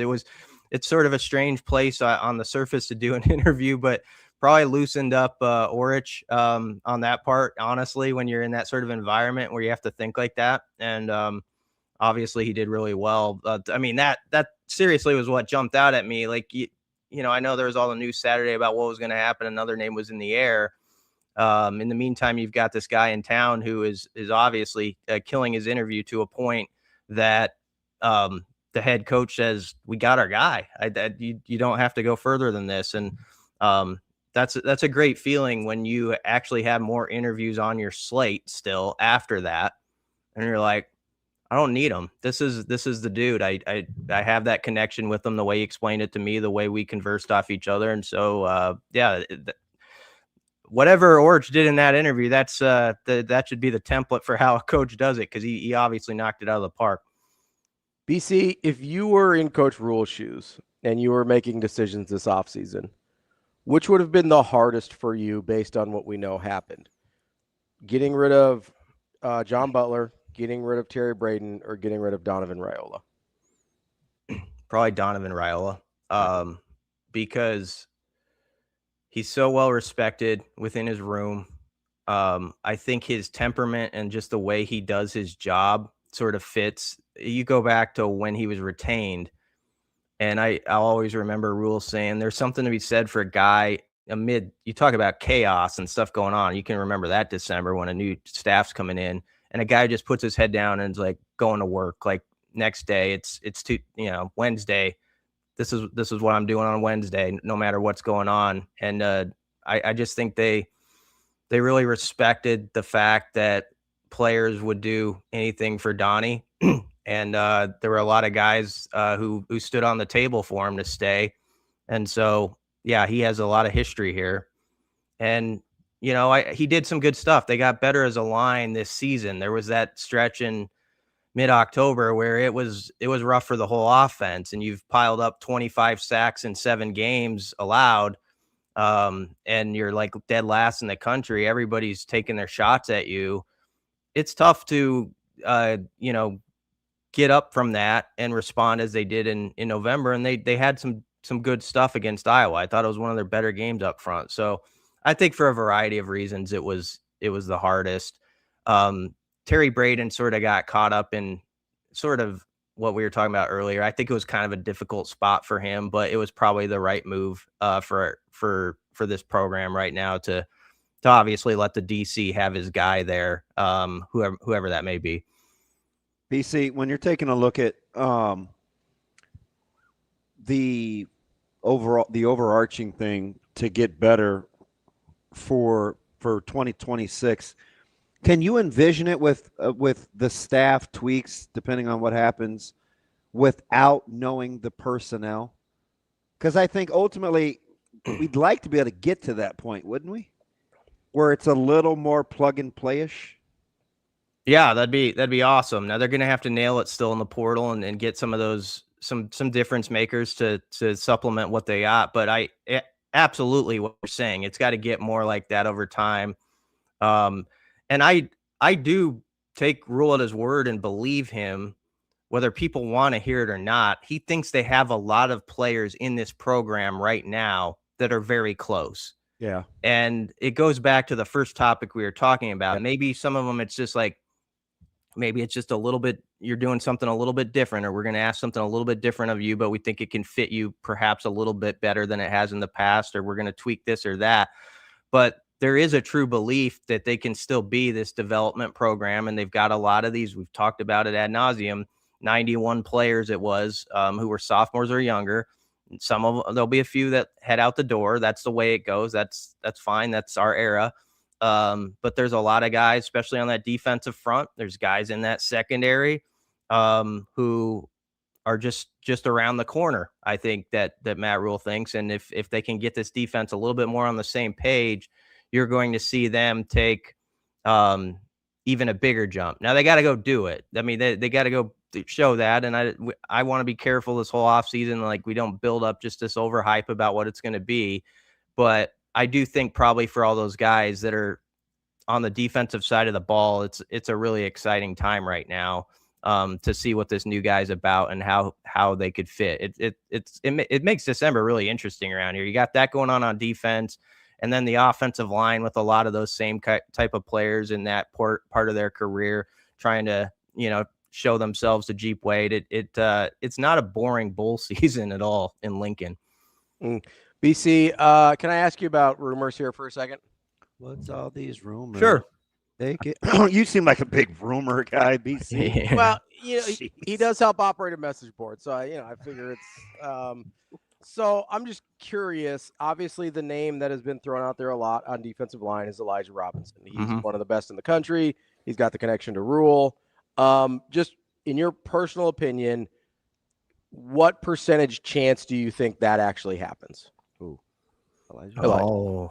Oh man, I hate the percentage question, Ravi. If there's another way you'd prefer to answer, BC, I'm open. He makes me uncomfortable all the time, man. That's just my general essence. If there's a way you prefer to answer it, you feel free. I mean, I think you can't discount Nebraska because Nebraska's got funds to play ball with people. I mean, the strength coach just got a pretty good pay hike in October, and they could make some things work to present a pretty good competitive salary for a guy like that. I don't discount it because of the connection that Rhule has with Elijah, and going back to their Temple days and a little bit of Baylor. I think it's elbows out still as of right now when I'm talking, and I know Penn State's sort of been mentioned as a possible suitor, and even Texas A&M's a name that's now been thrown out there. And so when it's like that, sort of like it was with the DC Friday night, Saturday morning, you might think like something is sort of going a certain way, or even if it's going Nebraska's way or the other way, but you just can't you can't be real confident about that stuff, because I wish somebody would write a book with coaches at some point, like talking about some of the best 11th hour like coaching negotiations and decisions they've had, because I just think that would be entertaining for a lot of us to read. And this is one of those cases probably where there's all sorts of stuff going on. BC, so much for the quiet offseason, because a couple weeks ago I was like, hey, Nebraska just needs to have a quiet offseason. But after the bowl game, they can temper it down and just go back to work, right? This is just part of what happens in December. Is your glass half full that Coach Rhule appears to be pretty proactive and hell-bent on trying to fix this thing? Yeah. I mean, well, you just hear he created the mess, and it's like, guys, as lifelong learners, like, you're not going to get everything right, but be self-aware enough to see where you can fix it. I like how proactive he was he sort of saw what he wanted quickly. I think you have to do that in December now, because guys get snatched up really fast. I think he loves his defensive coordinator hire, so there should be optimism about that. I understand, and we're going to have this talking season for 8 months about, Aurich hasn't done it at this level, and that whole thing is going to be there for 8 months. That's just the way it is, and that's fine. That goes with it. We'll see what he does. We'll see if he can produce a good defense or not. But it's an exciting hire as you get more into it, to just see what a guy who is such an up and comer does with it. And so I think that adds some juice to it now that you have the name in place. I think whoever the D-line hire is, that's going to add something as well. You're just going to be kind of excited to see how that works, whether it is like the biggest fish, that people can think of for that hire, or it's somebody that's connected closely to Aurich, where he can play off them because they know each other so well. That's useful too. So I think that'll get people sort of a pep in their step a little bit. And then, I think there's a little bit of a jolt the last few days, just because there's some names in place. And I think people like the fact that, like, that they're on the ground. You got the new DC in Lincoln. You got the offensive line coach, looking at the guys this December. There's always that point when that happens where it sort of is like, okay, I'm going to look at the Kool-Aid and maybe say it's half full today as opposed to half empty. I think there is a little bit of that in the last couple of days. BC, as you kind of go through and look at what the rest of the offseason looks like, have you kind of started to think of some like check marks along the way that you'd like to see them hit, whether it's something as simple and relatively immediate as like, hey, really want to see them win this bowl game, or at least be competitive against a Utah team that poses a lot of the same problems that we saw them struggle with this year? Or like, are there things that you've started to put in your mind, like, hey, this would be these are things I want to see in the offseason? Yeah, we can start with the bowl game, because I don't want to talk past this game. I know not everybody. There's people who just want to poo-poo it and all that stuff. Oh yeah, we're doomy and gloomy. I think it's one of the more interesting bowl games because of what we've been saying in this segment with the new guys, especially on the O-line. But also, I mean, think about like the running back storyline. Can one of those guys, sort of emerge in that game when he actually gets like 15 touches as opposed to 2 or 3? And what does that look like? That can add some excitement. So that's one thing you're looking at, sort of not saying that you can't add to the competition in the portal or something like that. Of course you could. You should be thinking about that in all areas.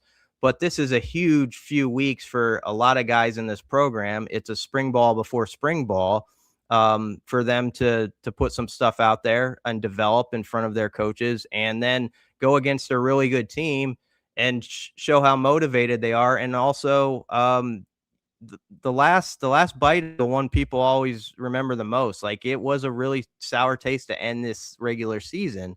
But if you go play really well and you go toe to toe and some young guys kind of step up in that game against Utah, that is going to be a nice little trampoline into 26, whether people want to say that or not. I totally believe that.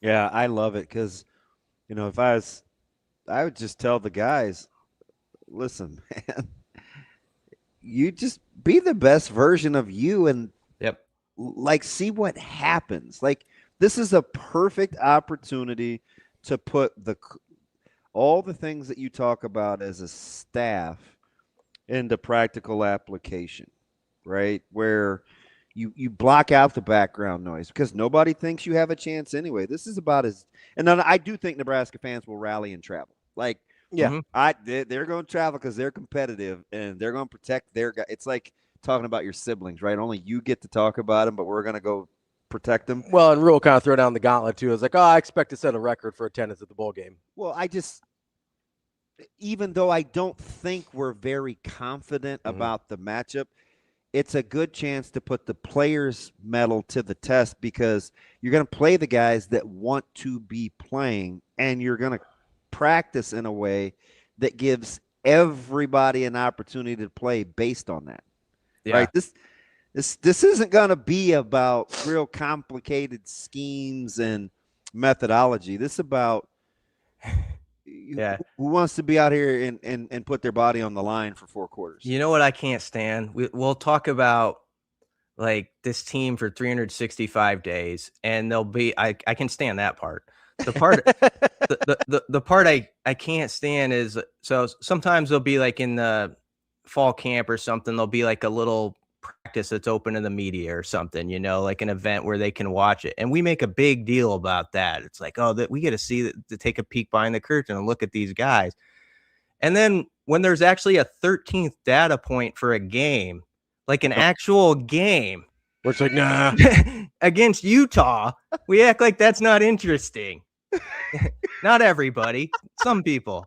Like, I have never thought about that. How stupid is that? I mean, we talk about like, we got access to like a spring practice in April, and we're kind of like excited about like looking what a O-lineman, how he looks like coming out of the, locker room. This is a game against Utah. It's like if you're playing Scrabble against your mom, you should want to win and be kind of into the game, like fired up to do it. They should have a lot of motivation for this game, and there's a lot of younger guys who want to make their mark and show they're going to be a big part of it in 26. We can't deny there's implications with the portal and stuff, like how certain things go can affect decisions with that. There's so many storylines that are connected to this game that I'm just kind of locked in on it. I'm actually excited to go out there. There you go. That is our guy, Brian CHRISTOPHERSON, Husker 24/7 BC. Appreciate the time as always, and we'll talk to you soon. Yep. Thanks, guys. Thanks, B. That is Brian CHRISTOPHERSON, Husker 24/7. Going to take a quick break here and then talk to our guy, Kevin Suits from 1011 News in Lincoln. That's DB. I'm Ravi Lulla. It's Hurrdat Sports Live.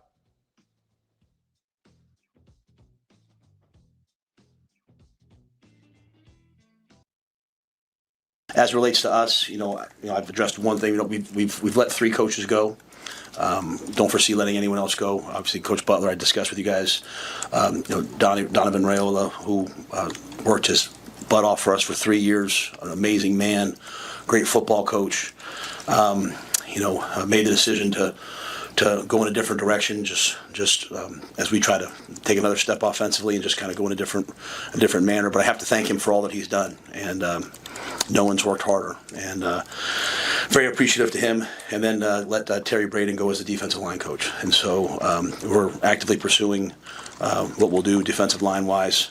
Thank Terry for his work and his time here.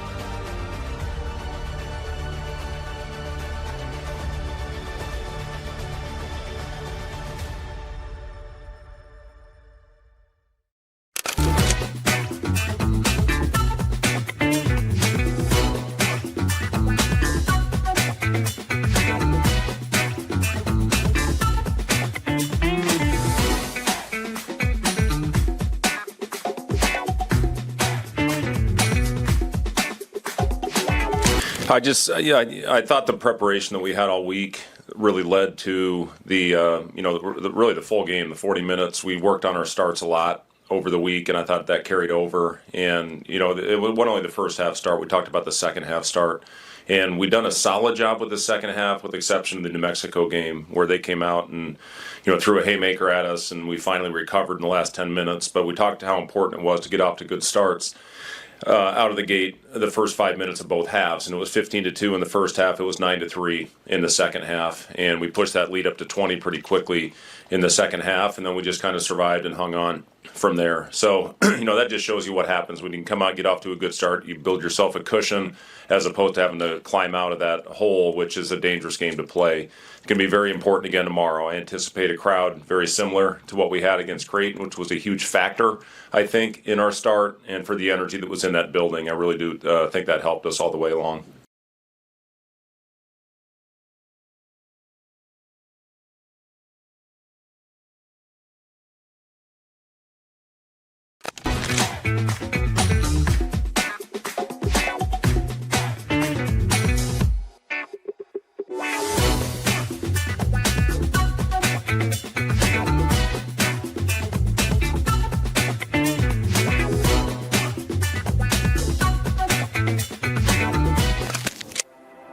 At Centris Federal Credit Union, we have the tools and resources to help our members fulfill their financial goals, with a focus on building a stronger community for the next generation of leaders.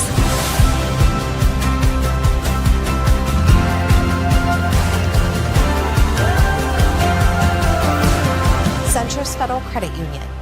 We are where you are.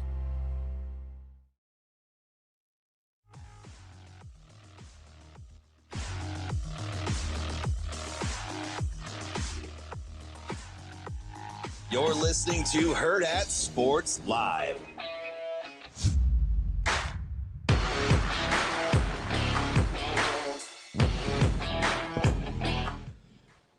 Welcome back, Hurrdat Sports Live. That's DBM Ravi Lulla here at Hurrdat Sports Bar and Grill. We are joined now by Kevin Suits from 1011 News in Lincoln. Kevin, how are we doing this morning? Doing well. Good morning to you, boys. Kevin, what's the schedule? We got 2 top 25 hoops teams. We've got volleyball on Friday. Like, are you spread thin, or you glad that with Nebraska volleyball at home, it's at least a little convenient? Yeah, volleyball at home definitely changes the game from a schedule standpoint, coverage standpoint here in Lincoln. I guess I would answer it by sounding like a coach. We're taking it one day at a time, not one game at a time, one day at a time, because we're trying to make it through today, with the focus, of course, being the big game at Pinnacle Bank Arena. And then tomorrow, all the volleyball teams roll out onto the court at the Devaney Center for practice and interviews. And then the next day, it's high school hoops, in addition to Nebraska volleyball playing that late night match, maybe around 8:30 at night or so. And what's with the whole 30 minutes after the match is done? I kind of get it, but set a time. Yeah. Roughly around 8 o'clock. What? We'll get there when we get there. Tough. Yeah. If Nebraska, let's flip this. If Nebraska were to have played the first of the 2 matches in Lincoln on Friday, and then the following match would have said 30 minutes after the first one, that really has a window of about 90 minutes of when it could start, because Nebraska has won matches this season in an hour and 12 minutes. So, if I'm trying to plan my day and I'm a fan of Louisville, say, because that's a team that's involved in this second match, I don't know, do I need to be by the TV around 7:45 or 9:30? It's wild. So, it's funny you bring this up, Kevin, because I think about this all the time with boxing, with the main events and stuff. And I'm like, okay, I wonder if they tell them it's you will not go on before this time, but it could be any time after that. Because if I'm, especially if I'm going somewhere and I'm may or may not get my head beat in, literally, I feel like I would want to have a very specific schedule of how I want to feel and be prepared at that point, as opposed to being oh, just kidding. The 4 guys ahead of you got knocked out. You're on 2 hours early. Good luck, bud. I'd no. Be I'm going to sit here till 10. Sorry. You're like, I just showed up. I'm getting my wrist tape right now. Yeah, like, it's like we're not ready to even in the go. neighborhood. Hey, Right. I think, right. you know, one thing I will like on the other side, I like afternoon or unconventional start times for sports. Ooh, I do like daytime sports. I love daytime like sports. daytime volleyball and Or late night. If I get like a post 10 p.m. start, like that's why Pac-12 Dark was great. I'm a fan of being able to watch at all out. That was the only good thing I can think of about being out in Pasadena. Kevin was like waking up and watching, you know, Penn State and Indiana, right? Like I was like, oh, I could get used to this. So I do like that about volleyball. As you and your household are accustomed to, you could play all day if they'd let you. Oh, well, we have played all day Yeah. before, and you know, your entire day a shot. You're like, well, that was Sunday. I did nothing but sit in the gym. I went to the concession stand 7 times, and I spent over $50. You know, we've done that. Were you interviewing DC candidates while you were there? You never know. They're at youth sporting events apparently, so you never know where you might see a defensive coordinator candidate. But yeah, I am pro all day sports viewing. That's good for the West Coast. It does apply to the East Coast. It just keeps you up to like 3 a.m. Yeah. That's why, you know, that first day of March Madness is so fun because you get the game at 11 a.m. and you're watching until late at night. And you know, I even think back to when they used to do the 24 hours of hoops. Yeah, you know, on opening day, they would have basketball from sun up to sundown. And, you know, Major League Baseball has kind of shifted away from that. I used to love that about opening day. You would catch like the Reds, you know, throwing out the first pitch at like 10:45 a.m. Central Time. And then, of course, you'd have a handful of teams on the West Coast playing at 9 o'clock Central Time. And you could take that past midnight sometimes. So, I don't know. I don't want to launch into the commentary about the way the volleyball postseason is formatted in terms of its time structure and television watchability, but there are some issues that, you know, could be made, arguments that could be made there. All right, let me ask you something. A level of didn't see that coming, but I'm going to ride the wave. Just how dominant Nebraska volleyball is statistically, right? We knew what they were coming in with, but just that they've answered the dinner bell. Top 25 in both women's and men's basketball, or the fact that coaching hires and changes have happened as quickly as they have this offseason for Nebraska football.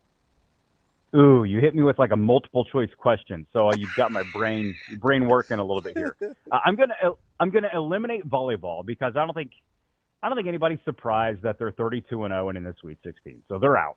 I'm going to take out pretty Nebraska. dominant, Kev.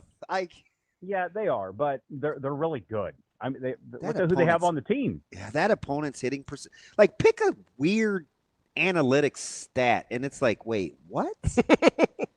Whether you're leading the country by 30%, like, I don't know, man.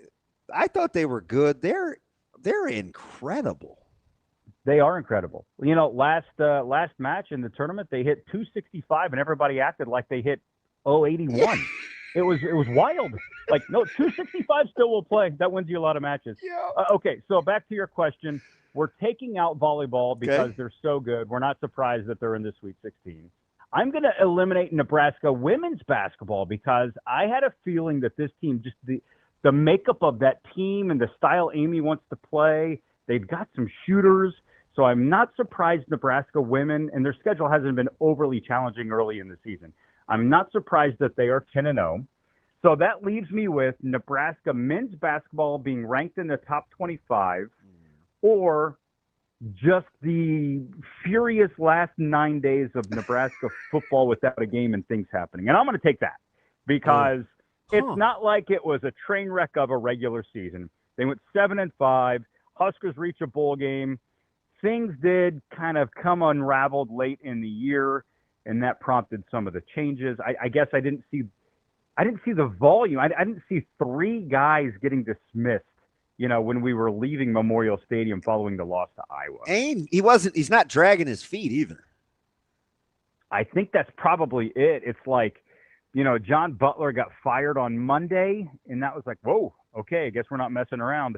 And then it's the subsequent firings within, and 8-day span. 3 assistants let go in 8 days after a 7-5 regular season, and the team's trying to, transition and get ready to play in the Las Vegas Bowl. That, to me, I think is a little bit surprising. Just the timeline, the 3, and then one of those being Donovan Raiola, too. Kevin, as you go into this weekend here, what are you looking forward to the most? What do we got going on? Well, yeah, I'm looking forward to volleyball, but I already have an idea of what's going to happen. So there's not a whole lot of fascination. I was going to say, I know that you guys, I know we can't fast forward, and I'm sure the team is not thinking this way. But if you're a Nebraska volleyball fan and you're sitting here after what the last 2 years have been, like, the season starts next weekend. You guys, can I just say something, and then you could, Kevin, I know I totally hard give you grace because I think the world of you. Robbie's different. I get none of that grace. But I think I have a different level of vantage point because I think it's incredibly difficult to have super high expectations and then to be on the path to achieve them. I think we kind of take it for granted.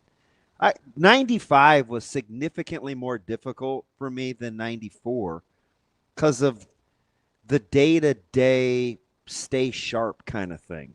Like Nebraska's level, when your hitting percentage is 20 some odd points better than anybody else in the country, or opponent's hitting percentage, or like we're like, Nebraska's supposed to be good. It's still hard. Can that be true? Can all that be true? Because I think it is. I was asking Kevin. Well, I'm gonna give a little more context for Kevin here.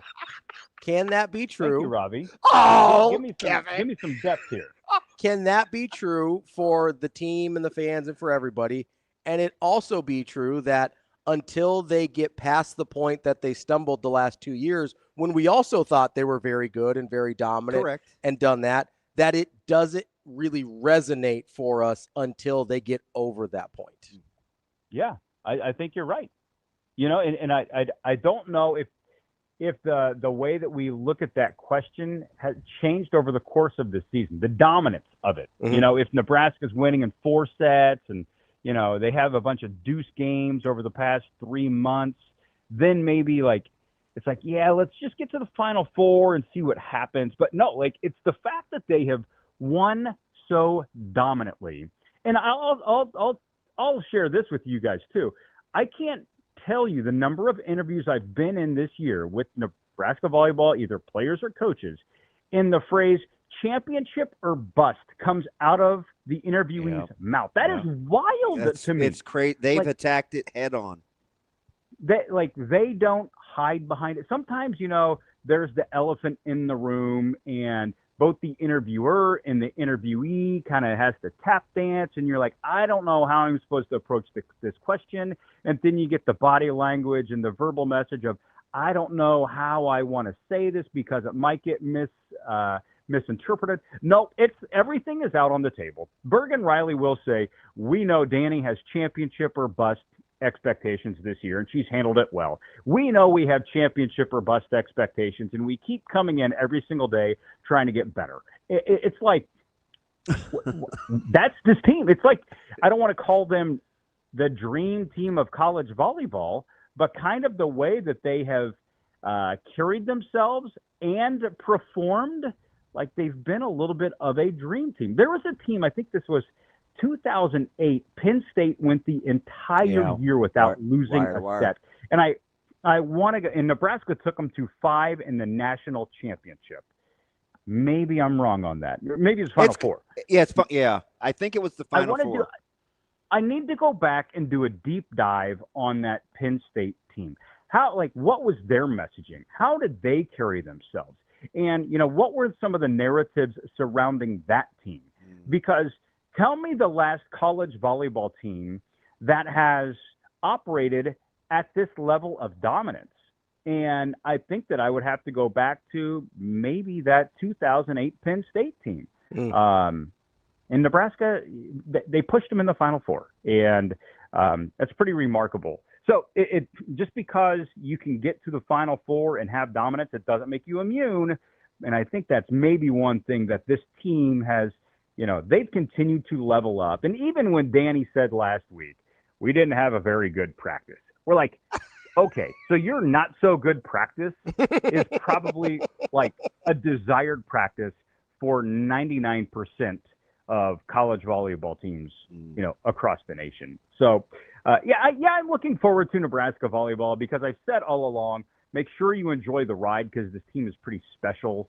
So I'm looking forward to that. I'm also, if Nebraska men's basketball wins tonight against Wisconsin, being 10-0 and then going on the road to face a ranked Illinois team on Saturday, that is a matchup that really fascinates me because playing in Champaign is not easy, and it's going to be one of their first true road opportunities, and it's going to be in a tough environment. And Illinois is pretty good. Look at what they did last night at Ohio State, and then they beat Tennessee over the weekend in Nashville, and so I 3 o'clock Saturday. So I'm really happy that volleyball is playing on Friday and Sunday because it opens up the window to watch some hoops on Saturday. Yeah, I don't want to fast forward just because, I watched Wisconsin and Marquette the other day. And listen, Marquette's struggling and struggled against Valpo. And Wisconsin scored 96 on them. It's a super tight line tonight, even though it's at home.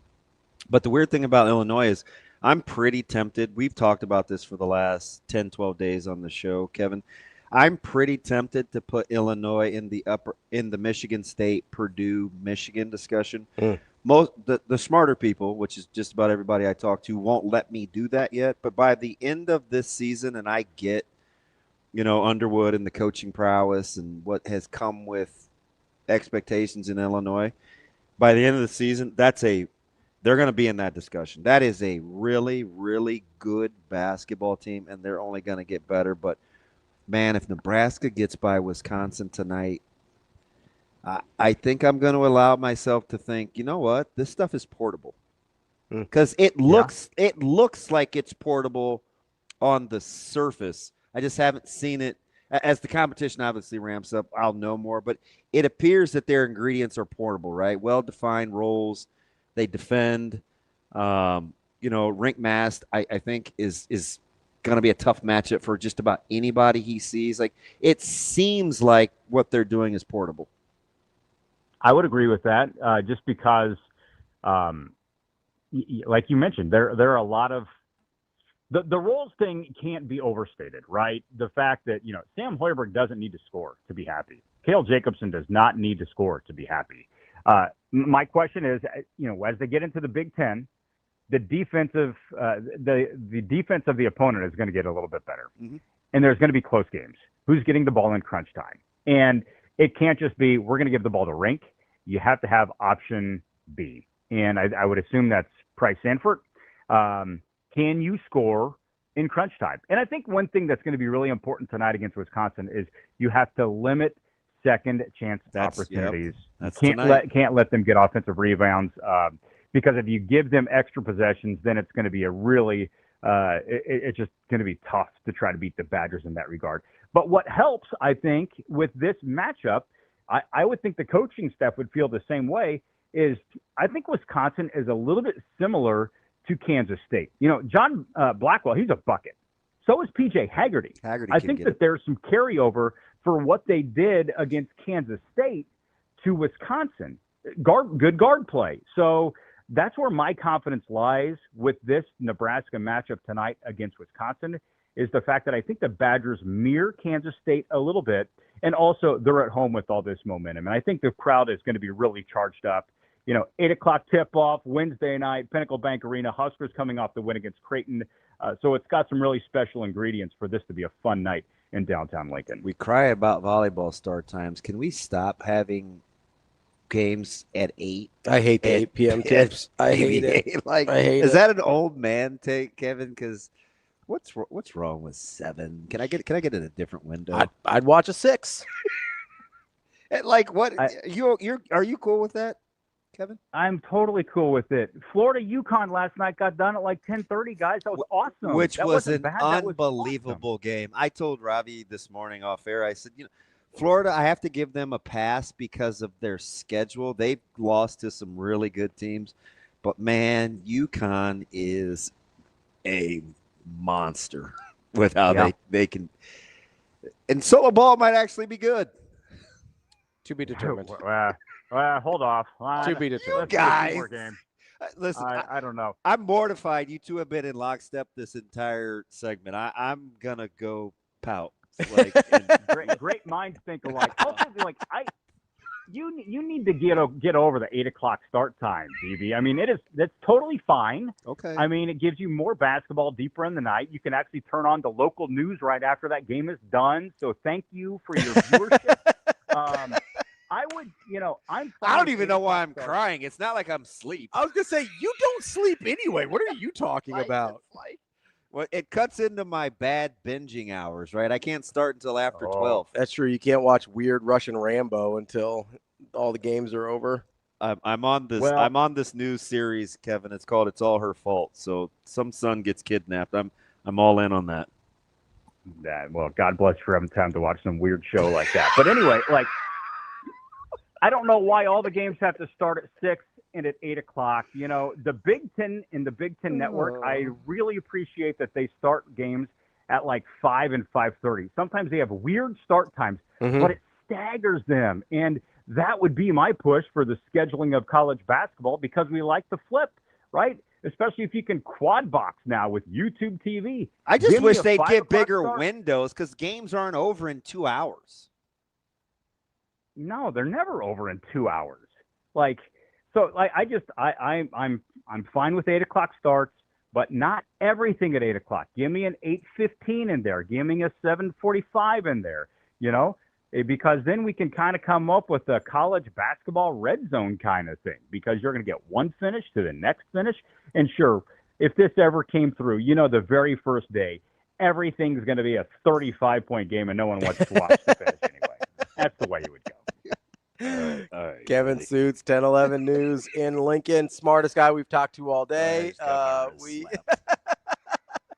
We appreciate it as always, Kevin. We'll talk to you later. Thanks, Kev. All right, Davey, I still love you. I love you too, buddy. That's my guy. All right, see you, boys. That's Kevin Suits from 1011 News in Lincoln. Nicest dude in sports. No, we love Kev. I don't really care.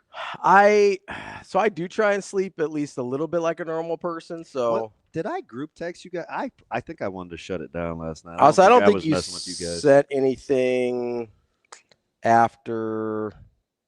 What was my last one? 8:20. Oh yeah. Don't get me going on this. After I said I'd like to retract my answer, and you laughed at me.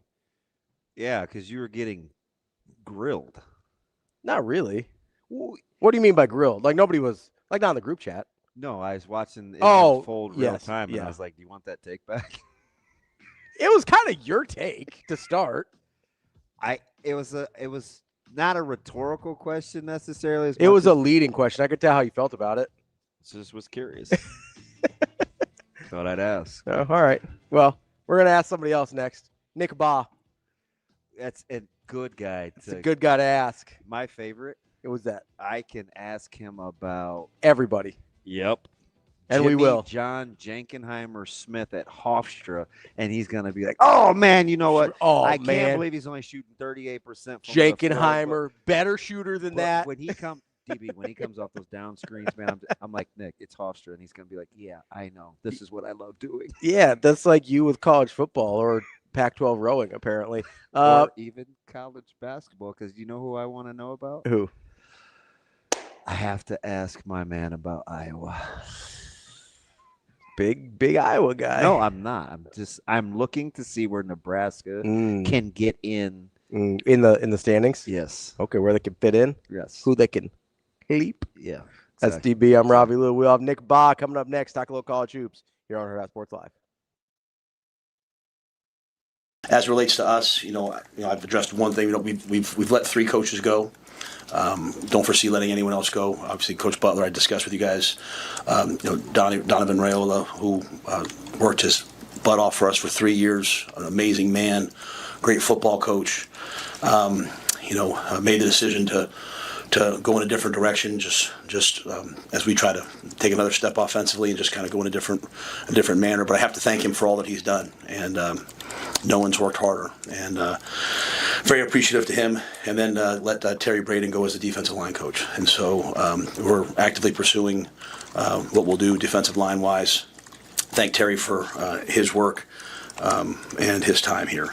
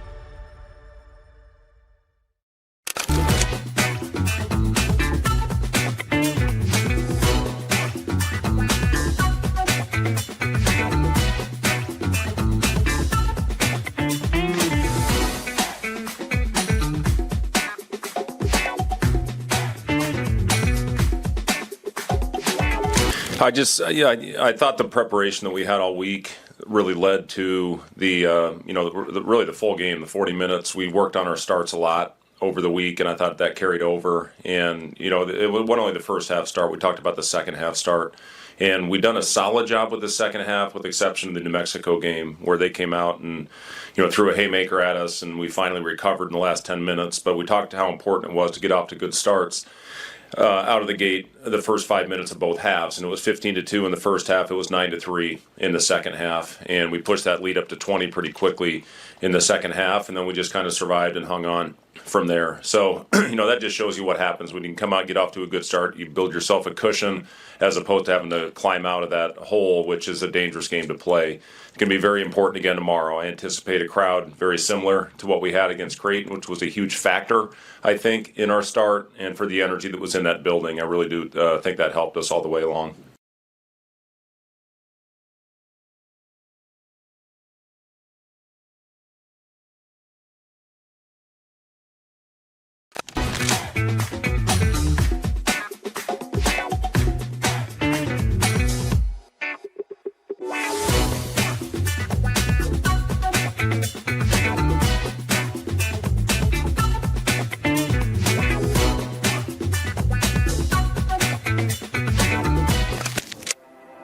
At Centris Federal Credit Union, we have the tools and resources to help our members fulfill their financial goals, with a focus on building a stronger community for the next generation of leaders.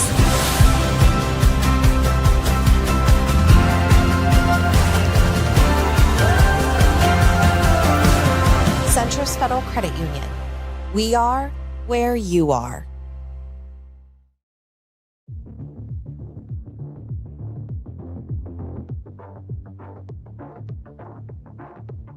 Welcome to Hurrdat Sports Live. Tip your cap to Sam Hoiberg and the Nebraska defense, but one way or another, you've got to find a way to get involved. Hoiberg, step back, three. It is all Nebraska in Lincoln today.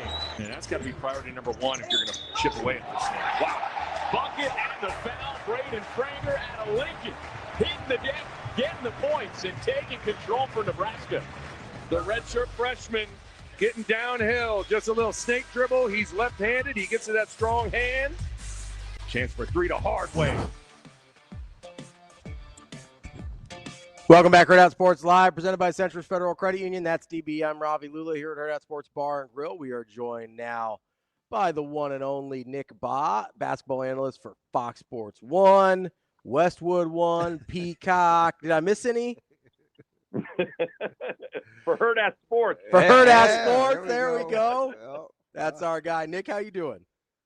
I'm great, guys. It's good to talk to you. What's on the menu today? What are our thoughts on things? Let's get into it. I don't know. I was gonna stretch your basketball talents and ask you about, like, I don't know, somebody from New Zealand playing in the NBL championships, but I was like, let's just keep it simple. Throw him an easy curveball and talk Iowa basketball. Just what you thought we were going to talk about early. But I'm kind of kidding, but I'm not.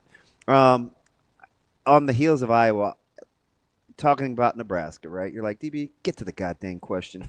I'm curious. You just did this broadcast. You saw Creighton. You saw Creighton brings to the table. We're watching Nebraska. I felt like you were one of the few guys that real time, like during the broadcast, didn't make it necessarily about what Creighton wasn't doing, but what Nebraska does do well. When you look at the Big Ten Conference, is there a niche, a place, a role for this Nebraska team to continue doing what they're doing that you think is portable, that gives them a chance to be in the middle of the pack in this conference? Yeah, I think so. I mean, I think what's hard is, I'm not going to lie, and I'm not going to be phony here and get on the radio with you guys and act like I am not completely surprised at how good Nebraska has played so far. I was very worried about this team, to be really honest with you. I was worried about the point guard spot. I was worried about just how athletic they were in terms of somebody creating shots off the dribble. I thought they were putting a lot into Rienk Mast coming off of a major knee surgery. I wasn't sure that Bryce Sanford would become the second coming of Reggie Miller, coming off the transfer portal. So I think, Damon, to answer your question, I think so, but I'm also somewhat in real time calibrating how I view this team so far. I've been very impressed with how quickly they have come together. Clearly was a plan in place to go get some 3-point shooting. That has come to fruition. Jamarcus Lawrence is a completely different player, in my opinion, than he was 2 years ago. Rienk Mast has hit the ground running and been outstanding. I mean, he is a problem, man. Yeah. I mean, he is better than he was 2 years ago, and he was good 2 years ago. He has developed a little bit of, they're setting on-ball screens for him, and he's able to kind of come off it and make some things happen. I've always said that what Fred Hoiberg likes the most is a versatile big guy, whether it's Derek Walker or Niang or Royce White, and Rienk Mast fits it perfectly right now. So Coach Hoiberg has done a good job of putting Mast in unique positions and allowing that to kind of unlock everything. Frager has hit the ground running faster than I thought he would too. It's never a question of physically with Frager. It's always kind of mentally how he could have. I was always interested in how he would maybe handle shot selection and fitting into a defensive. You would know better than most. Yeah, I mean, I saw him a lot. He played, for people that don't know, he played for my brother. He played for my brother at Lincoln Southwest, so I saw a lot of Frager. And listen, man, when that dude was right, it was like, oh my God, it's amazing. Yeah. But there were moments where mentally things would kind of get away from him with shot selection or just frustration, but he has looked good. I just think this coaching staff's done a nice job. They're unique, man. That no middle defense, if you haven't seen it, can kind of discombobulate you. Sometimes the game can come down to how well you shoot the three and how much you settle for threes against Nebraska. So they're a unique team to go against on that end of the floor. And then just that 3-point shooting and the Rienk Mast piece of it makes them difficult to guard on the offensive end. And so, and they're older, like Coach Mack said, and I even said it, they got a bunch of guys that they know how to win, and all they give a crap about is winning, whether it's Sam or Kale or Rienk or Jamarcus. They have even Bryce Sanford to a certain extent. Like that guy you can tell he's just totally focused on doing what it takes to win. So yeah, I mean, I've seen nothing that leads me to believe that this isn't portable and replicable as we move forward. But certainly when you get in the Big Ten, it's going to be it's going to be even more challenging than what Nebraska's seen thus far. Okay, so there's a bunch of things that you said there that I want to talk about. So I'm going to try and streamline this as much as possible. I want to start with what you said about kind of the Nebraska roster coming into this year, because I think much like you, and I think a lot of people looked at this roster like individual by individual, and we're not blown away, right? We're like, yeah, I got some questions about how that's going to work and kind of probably the upper end talent of the roster, if that's fair. He's arguing with me, Nick, because I said, I could see what they want to do. They want to be able to shoot the three and space the floor. And he goes, I don't know, man. I don't know. So, like, that's the supposition in the offseason that he's talking about. I got it. Okay, I like the context. So, I mean, the supposition was like, yeah, everybody kind of wants to do that, but are you good enough? Like, that's like, yeah, we'd love to be able to shoot the ball. That'd be terrific. But so you start there. And what to you has been the differentiator that takes you from where we started, where we're not necessarily in love with the roster, even if we can see what they're trying to do, like DP was. Knock it off. Is it? And then you have this other thing where I feel like people aren't telling the truth about Rienk Mast right now, because he was good 2 years ago. He was not in the neighborhood of this in terms of being fully in control of a basketball game seemingly at all times. Like, is that the biggest differentiator for you between what you saw with the roster and what you're seeing now? Or is it something else or a combination of factors? Yeah, I mean, the cop-out answer is probably a combination of a lot of that. I do think every offense they have to give you something you absolutely have to respect and get you into rotation. Does that make sense? Like, so you got to kind of start there with your offense. What is it that you do that puts your defense in conflict, that gets one domino to fall and another domino to fall, and then all of a sudden you're either attacking a closeout or you're getting an open shot or whatever. The ball is moving or the ball is where it needs to be in a scoring position. And Rienk Mast so far has provided a lot of that. But the other thing that has provided a lot of it is Bryce Sanford's movement. Yeah, he gets downhill. And just Damon, he's one of those guys, and this is why also I think the Season injury is going to end up being a little bit bigger of a deal than you think. I agree with you there, though, from spacing. Yeah. I am 100% with you. Yes, because he's like Bryce Sanford in that when you run those guys off of pin downs and off of baseline staggered screens and different things, you better stay attached to their body, and there better be an extra set of eyes on him when he's coming off those screens, whether it's a switch or a hedge or whatever. And I guess the thing that has impressed me is they've been able to get the dominoes falling defensively off of Rienk's versatility and the three-point shooting's movement and gravity. And last year, a lot of what got things going was simply Bryce Williams driving it, or Jawan Gary driving it. And so, and you see that in a lot of cases where sometimes it's just an individual player's ability to come off an on-ball screen and just like make a play. They're not blessed with a lot of that. And Fred Hoiberg knows that. So they don't try to do a lot of that. Mm-hmm. And I wasn't sure if X's and O's and three-point shooting and a versatile big would be able to manufacture enough offense.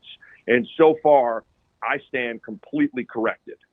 They have been excellent in that. They really, and it helps to have glue guys that understand it in Sam Hoiberg and Cale Jacobson and those guys. But man, Nebraska effing executes. Mm-hmm. Like they know exactly what they're trying to do. They screen with a purpose. They cut with a purpose. They know why is this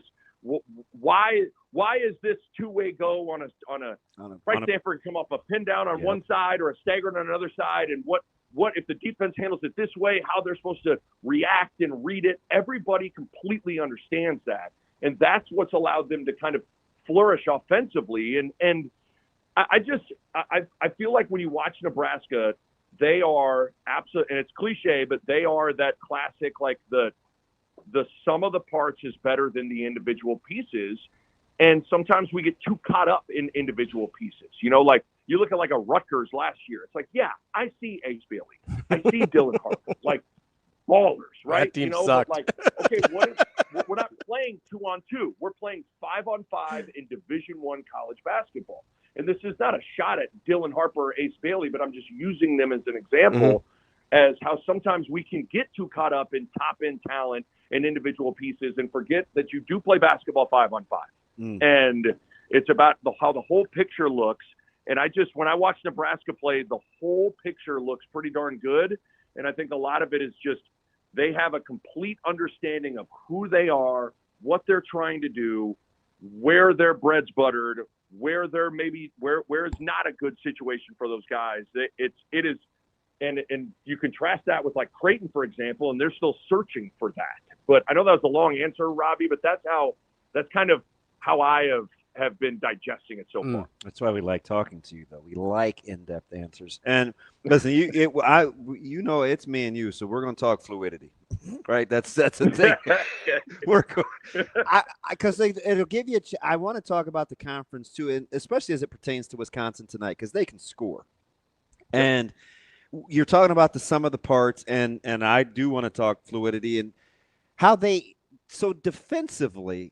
The no middle, our group text, I mean, it's me, Matt DeMarinis, it's Padilla, it's Rob. It's like, all right, we talk. That's a good crew. It's wild. It is wild, Nick. I never thought 3 years removed I'd be in the middle of this. But so we're talking no middle and how Nebraska likes to defend. And I think the guy we're forgetting about, and he has to be huge tonight with how Wisconsin plays. I just watched them put up 96 on Marquette, is Rienk Mast. When Nebraska is it looks like a mad scramble. It almost looks unorganized at times. It's like, wow, we're just willing to leave a wing shooter wide. It looks like a scramble drill, but he's so savvy in terms of like how versatile he is and who he can guard in these concepts. How critical is it that if you can get him offensively to understand shot selection, that his health has been as instrumental as almost anything Nebraska's trying to do? Yeah, I mean, there's no question that like the one thing that Nebraska does lack, which is just like almost irrefutable, is just a little bit of size and just pure athleticism. And Rienk Mast may not be the most athletic guy in the world, but he's got good size and he's physical. And one of the things Fred Hoiberg, I asked him at shoot-around, I was like, okay, what's something that you feel like still is really concerning to you or you got to kind of continue to grow at? And he said, I'm worried about us rebounding, continuing to rebound. And that's where Rienk Mast is super important. And his ability to be able to fly around and go and clean up the defensive glass. And what can be hard when you get into all those scrambles is you can get into cross matches on the defensive glass. So all of a sudden, Sam Hoiberg's trying to wrestle Owen Freeman, and Rienk Mast has maybe got an athletic wing that's flying over the top of them. And so you got to have a bunch of guys that are really thinking about putting a body on somebody and going and getting the ball. And so, yeah, Rienk Mast never gonna. I shouldn't say never. He's not necessarily built to just wow you offensively, at least right now. But that doesn't mean he doesn't have incredible value with his ability to understand the defensive system, which is a little. I mean, there's a lot to it, And you're in rotation. You got to know, who's got your back, where you're flying out to, where you're positioned if the ball is in a certain spot, and having it be a second year in the system. Mast understands those things, and I think because he understands those things, he's in a better position, not only defensively, but to clean up the glass as well. So, yes, I mean, whether it's him or Jared Garcia or even Frager to a certain extent, I sometimes like it when they slide Frager to the 4 at times just because it's a different look offensively. But Frager vertically is a big-time athlete. Yeah, he's a menace, too, because he has no confidence issues. No, he does not. No, he certainly does not lack for that at all. He needs no encouragement to go get busy. And so, yeah, it's got to be a group effort, to cover up some of the deficiencies defensively, and on the glass as well. And Mast has done a good job of that so far. I mean, I know he was only 1 for 6 from the floor the other day, but he grabbed double-digit rebounds, and that stuff's super duper important. All right, so you obviously have to start with Blackwell and what Wisconsin wants to do. They had the offensive of BYU got away from them early in the season when BYU hammered them. But, TCU was a little bit of a little sluggy. How do you think Wisconsin wants to play, and where do you think they belong relative? It's a tight line. I think it's only Nebraska 2.5, Nick. And Nebraska's at home, which leads me to believe that Wisconsin, they get a ton of respect. Where do you start with these guys?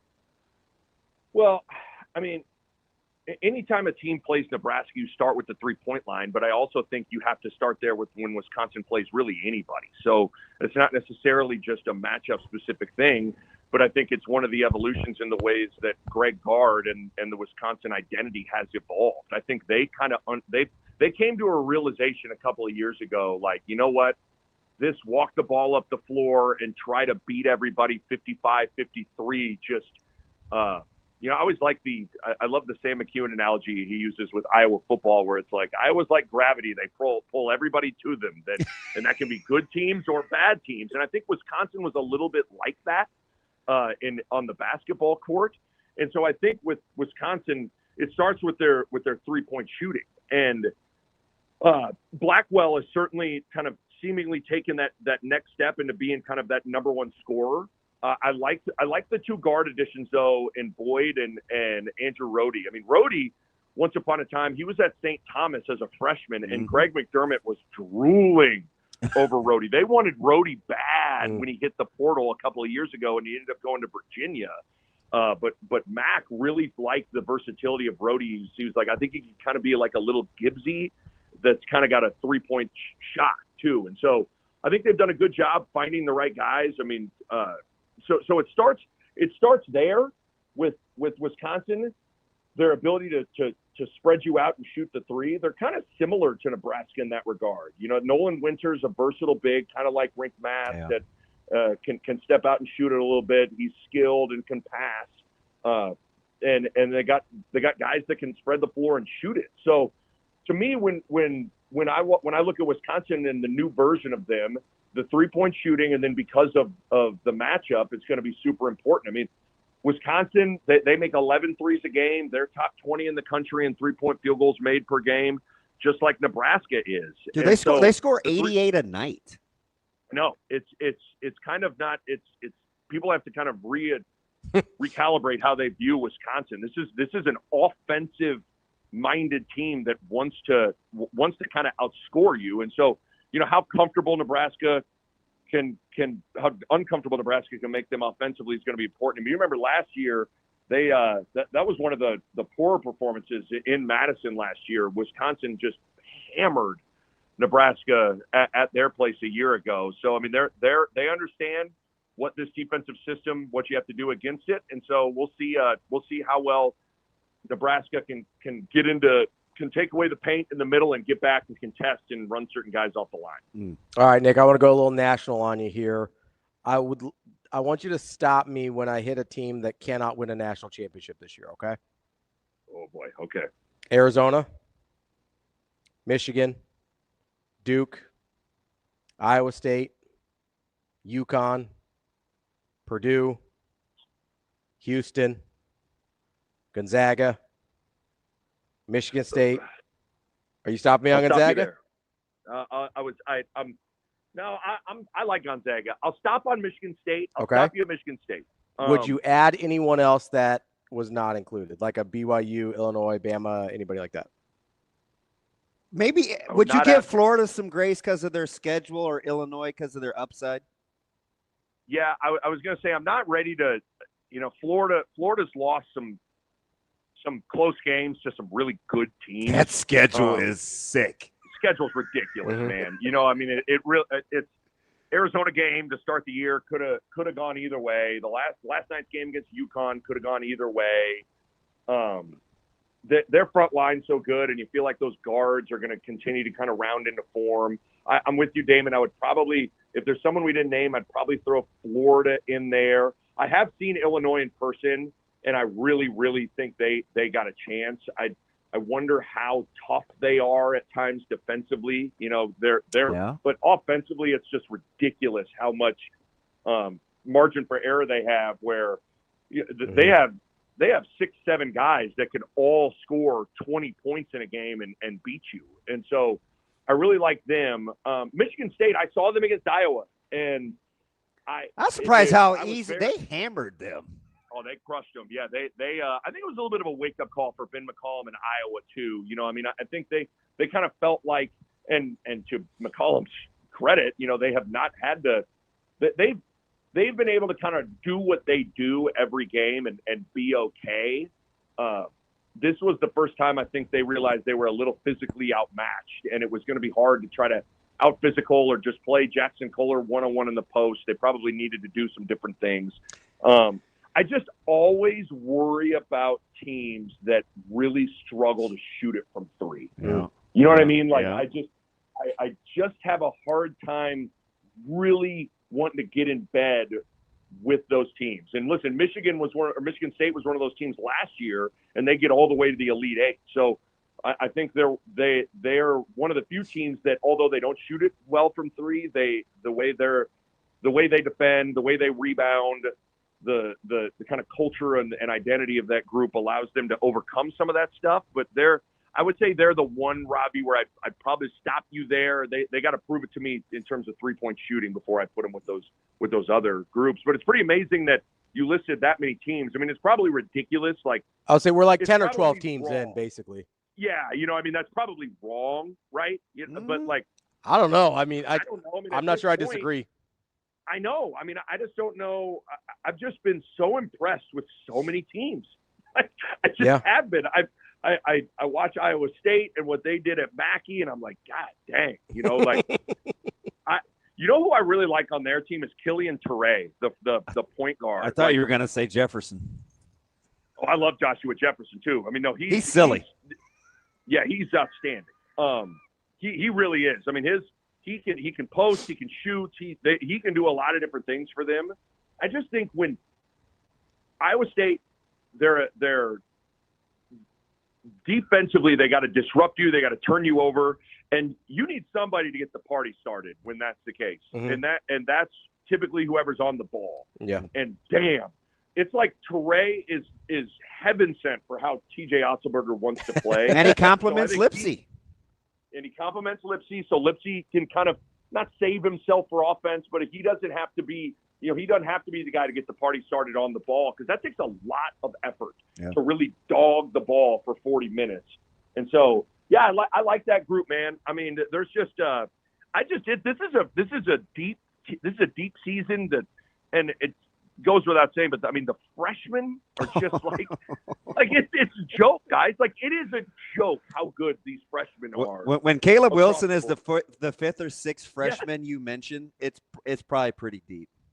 Yeah, I mean, it really is. I mean, I remember I was texting Barrett Rude last year during the NCAA tournament. And we were talking like, is Cooper Flagg one of the best one and dones we've seen in 20 years? And we were both like, yeah, I think he is. You know, blah blah blah. And it seems kind of almost weird to then have a new crop coming in and go like, are these guys?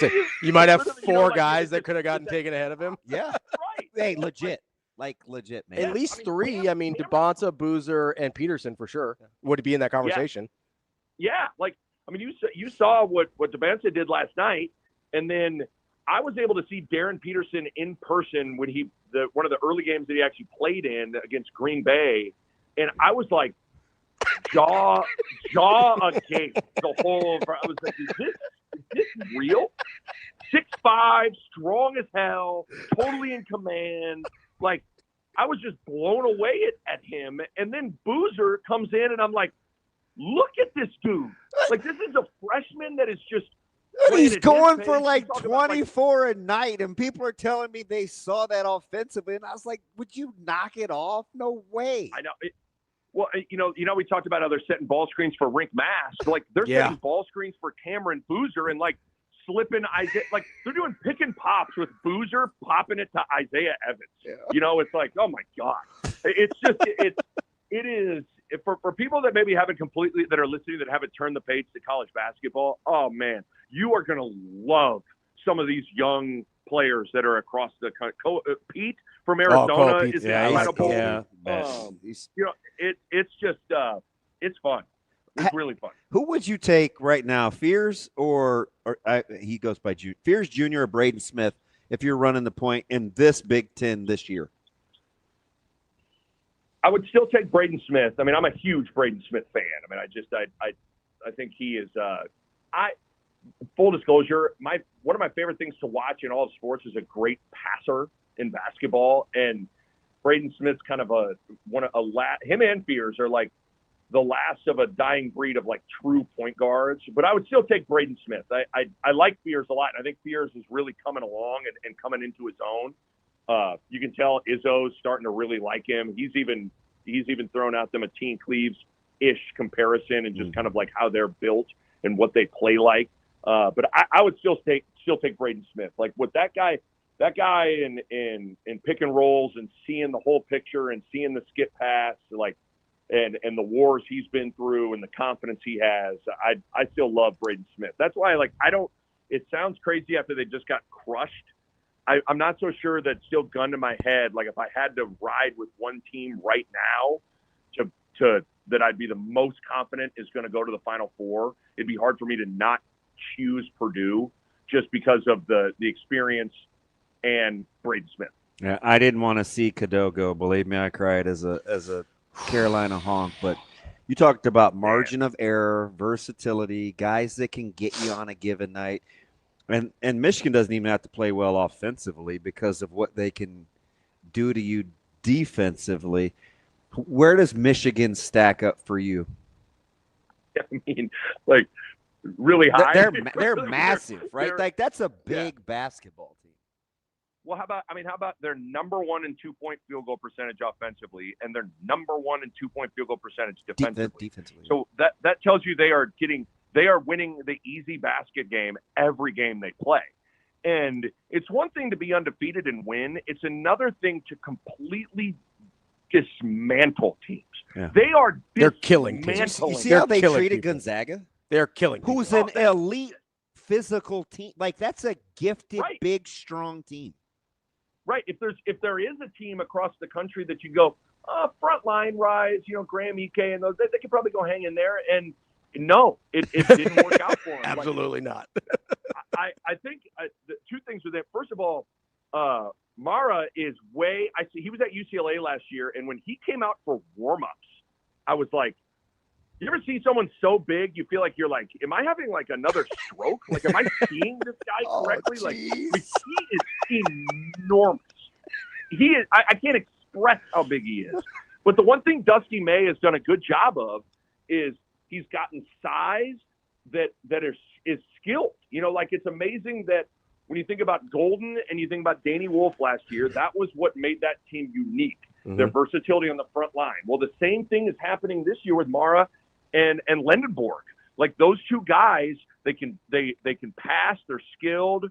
Marez Johnson has come in and added a component to their front line too. And so defends the glass too. Defends the glass. He those other two guys are a little more finesse. He's got some tenacity and some grit to him. But in a world where we're kind of it's a guard-led game, right? Like everybody wants to load up on guards. Michigan has been unique in that they've had some terrific front line players. But to your point, like Cadeau has really kind of he makes that whole thing go, in my opinion, still, because you still need somebody that can control things, can push the pace, can make things happen. No, I really like that team. I have Rutgers and Seton Hall on Saturday, and I turned on the Rutgers-Michigan game last night. And Matt, at one point, my 5-year-old Matt came over and was like, "Can I watch it with you?" And I was like, "Do I want to? This game might be rated R. I don't know if I want to let my 5-year-old watch this." This might be explicit. Who's the? Go ahead. Who's the best? No, team? No, you go ahead. Who's the best team in the SEC? Oh man. Boy, for how good they were a year ago, they're not quite there. The numbers wise would point to Vandy. Yeah. I think they're that would be what maybe some of the analytics would tell you. I'll still say Florida, like we talked about. I'm not going to overreact to some of their losses. I would still say Florida's the best team in the SEC. I still really, I mean, the front line, the winning pedigree, I still think it's Florida. So it'll be interesting, too, because Bama's only losses are to Purdue and Gonzaga. And, Right, oh, by the right. way, they've got Arizona this weekend. Yeah. Like, I know, what? Yeah, it'll be fun to see. I mean, because Arizona's not shy about getting up and down the floor either. So it'll be fun to see what that game looks like. But yeah, Bama's challenged themselves. There's no question about that. Nick, I'd be remiss if I didn't ask you a little bit about Creighton while we're here. I know. I was gonna say, I was like, damn, we RIP Creighton, and we didn't say it. You know, I know time and time again, Mac. He slow played him all week to me, Nick. I just let him be in his feels a little bit because I rock with Mac too. I'll see him tomorrow morning. I just let him do it on his own pace, Nick. You know, I don't know. Okay. I don't know if I'm in my feels. You see Mac do this time after time, and where you're not sure about the fit of the team and how it's looking early in the season, and then he figures it out and it ends up being a good basketball team, right?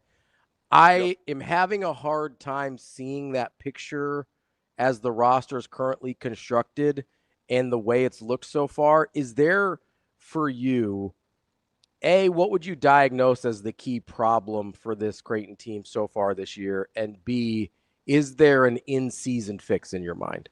Got after my guy, Josh Dix, Nick.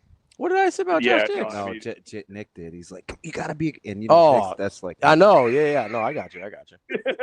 Well, first of all, I like that you acknowledged, like, it is kind of, Creighton's kind of been of late a slow starting team for whatever reason. Yeah. They've had a lot of, now some of them are a little more easily explainable than this one. Kalkbrenner mono, for example, those kinds of things, like you can chalk it up to things. This one's a little more like kind of just a lot of new hard to pieces. explain away, Yes. I mean, golly, where do you even start? Like, I think we always knew this was going to be a transition year. The last time that there was this kind of much roster turnover was in 2022. But the difference with that team was there's this cat named Ryan Hawkins that came in. And he was sent from the basketball gods for that situation, because what Creighton, I think, sometimes lacks right now is that they don't have like that established star that understands what it takes to win at this level leading the way. You know, Jason Green, Isaac Trout, those guys were all role guys, and sometimes it's harder to lead the way when you're a role guy.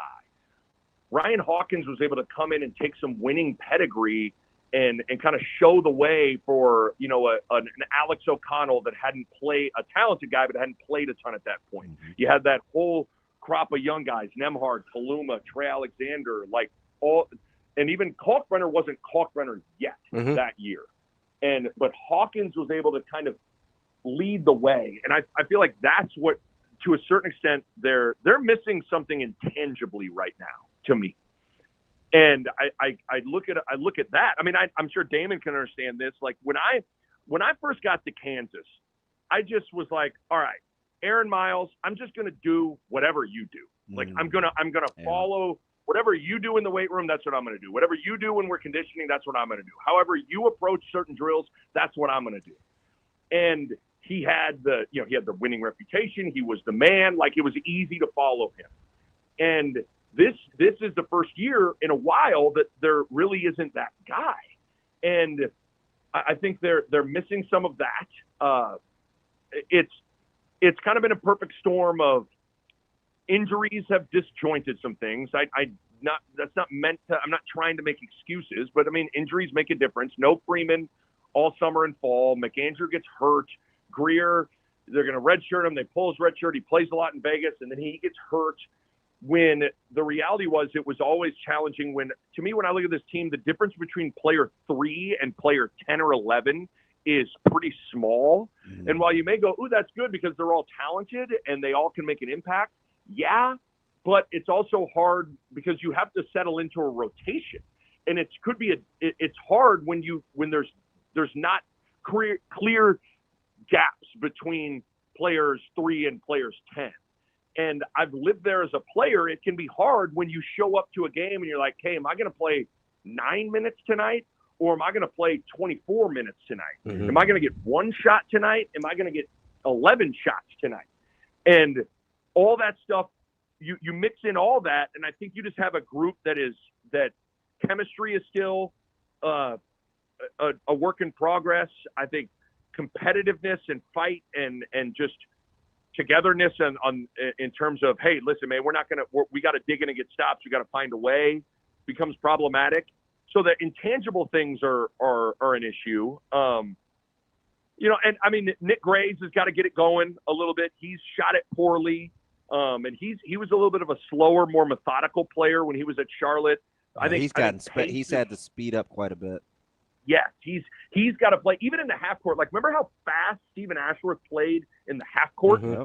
Like, like Stephen got to where he played with great pace, regardless if it was in the full court or in the half court. Like, I just don't that I think Nick Graves has got to get the party started with playing a little faster, and I think playing with some pace. Like, I've always felt like the open floor is a great place to remedy offensive woes because you're not thinking, you're just reacting. And so getting out and playing faster. Freeman obviously is just a shell of himself right now, physically and mentally. You just never know how someone's going to come back from injury. Rienk Mast comes back great. Freeman's being a little bit slower. They got to find, Ravi, I feel like they got to find something on the defensive end. Yeah. Like something, whether it's, hey, we're going to be a three-quarter court to a 2-3 zone team, or we're going to be you remember how they would deploy, whether it was Tyshawn Alexander or whoever, like, we're going to build everything around one guy guarding the other team's best guard and try to shut that off and kind of build the whole plan around that. Maybe you can do that with Josh Dix. They kind of tried to do that with Jackson Shelstad. But, yeah, they got to find something on the defensive end that they can that is repeatable and helps solve one end of the floor. But, yeah, listen, I think this group's got offensive capabilities.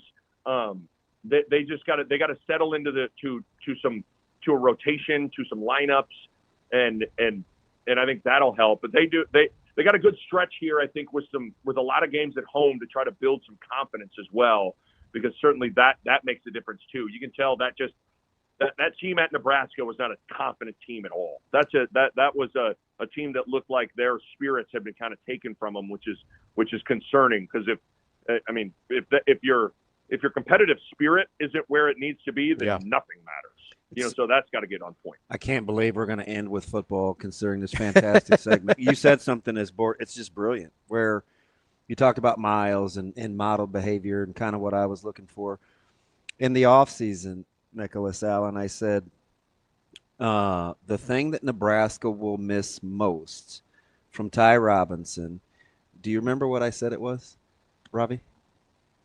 His work ethic. Oh, yeah.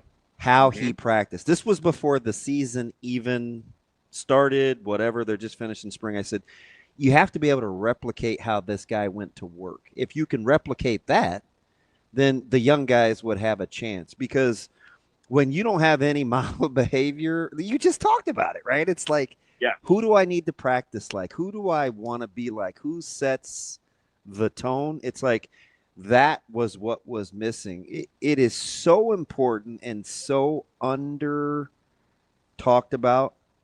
It's not even funny. Just how do I go to work every day that isn't set by the coaches? Yes. I couldn't agree more, Damon. And not everybody. There are some guys that come from high school and have that motor.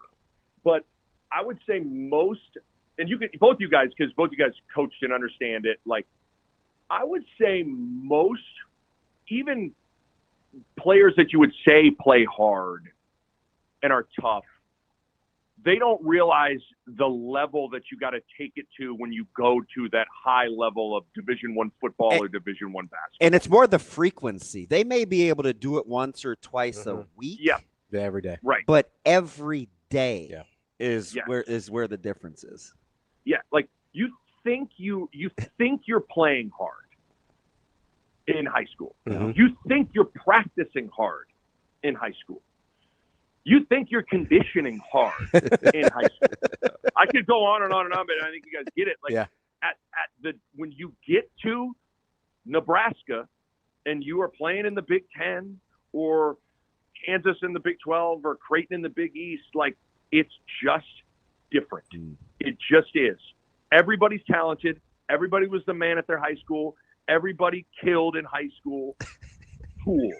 Now what? You know what I mean? Like, I mean, it's like I used to always kind of that always hit me when I got in the KU locker room and I looked around, I was like, oh, everybody was the man. You know, everybody was the guy. Everybody killed. Like everybody does that. Yeah. So like now it's got the great equalizer or the great elevator can be what do your daily habits look like? And if you don't have a peer showing you what that looks like, it can be really hard. Yeah. It just can be.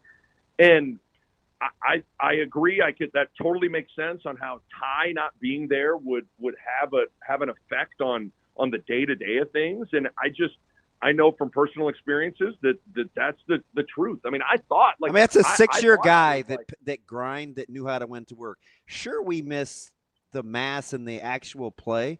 I'm just talking about just the maturity to go to work every day. like well, that's a thing. Yes, and not only showing you the way, but then you feeling like, and some people go about it in different ways, but feeling like you don't want to let that person down. Like the more you have people practicing like Ty or approaching things like Ty, the more if you aren't there, you stand out, and it becomes unacceptable. And you don't want to be the outlier. Yeah, you don't want to be the outlier. That's so funny. LP came out with no sleeves, and he was notoriously a warm weather guy, and he'd have this dried snot under his nose, Nick, and we would just be like, if this dude can be out here without any sleeves on, we ain't wearing them either. I know we couldn't wear them in the games, but I'm dead. That's like a true. We used to call him Roscoe, the little dude off of Martin that had the you know what, and he had the like LP, man, you're out here with the Roscoe, man. He's like, oh, you know, and he just wouldn't wear sleeves and stuff. So then we didn't. Like, it's just right. I get it, man. Yeah. I completely agree, Dan. And I think to a certain extent they're searching for that at Creighton right now a little bit. And I also think here's the other thing that I think is tricky with that is you don't have to be the best player to necessarily lead the charge in that regard, but it sure helps. It helps a lot. You know what I mean? Like, it helps a lot. Helps. Nobody cares if the walk-on does it. You know what I mean? You feel me, Ravi and Damon? Like if cool, like the third string, you know, left guard is working his ass off. Like it's just different when it's the top guy. It just is. And so I think that's also a part of it. Because like Jason Green, Isaac Trout, those guys play hard. Like I'm not like I feel like I want to make it crystal clear because I really like those guys. This is not in any way, shape, or form an indictment necessarily of those guys. Like I think those guys do a lot of the right things, but it's just different when it's Ryan effing Kalkbrenner or it's Marcus Zagorowski or Mitch Ballock or it's Stephen Ashworth or you know it lands different when it's the dudes that are the guys, the top dogs, and so. I think that is a big component that Creighton is still searching for a little bit. Hey, we're cutting that up. It sure helps. It's all in the delivery. All right, buddy, man. We don't do it near enough, but I know you're like the hardest working man during this time of the year, so we appreciate it. Meet me at the you guys are great, man. I'm a listener, so I appreciate you guys. Thanks for having me on. All right, buddy. That is Nick Bahe, sure helps. One of our favorites. Always appreciate talking to Nick, and he, like you said, that dude works harder than anybody in the biz. So you vibing with me though? Remember the whole title? Oh, 100%. Yeah, as soon as you said it, you have to replicate how he practiced, and he was probably the best player on your defense. So again, it helped you. And to the next point, you did feel like you were asked MJ Sherman, who was a good leader in his own right. Yeah, you can't let that guy down. Who set the tone? Because you can, if it's some. And we'll take a break here in a second because I got to check the camera. Apparently, it's not working. But oh, good. Hey, do that again real quick, DB. What? Just do that again. What? One more time? No. just one more time for me. You're not getting me. Taking advantage of no camera. Oh, I apologize. Anyway. All right, we're going to take a quick break here. Then we'll come back to wrap up the show. That's DB. I'm Ravi Lulla. It's Hurrdat Sports Live.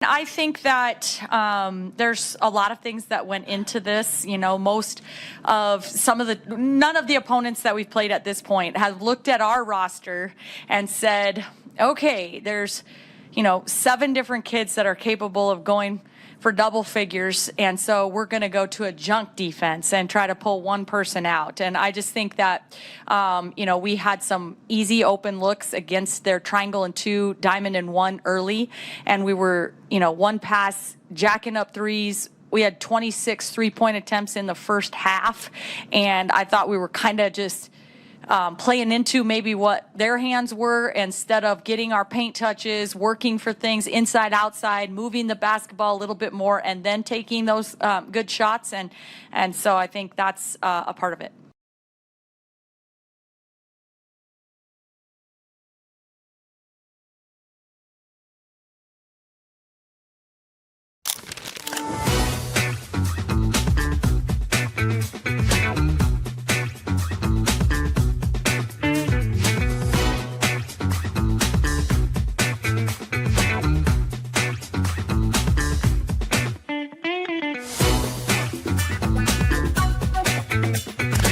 Centris Federal Credit Union, we understand that the journey of building your own business typically starts with modest beginnings.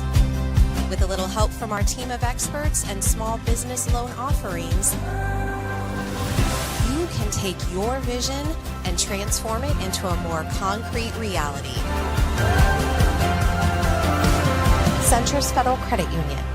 We are where you are.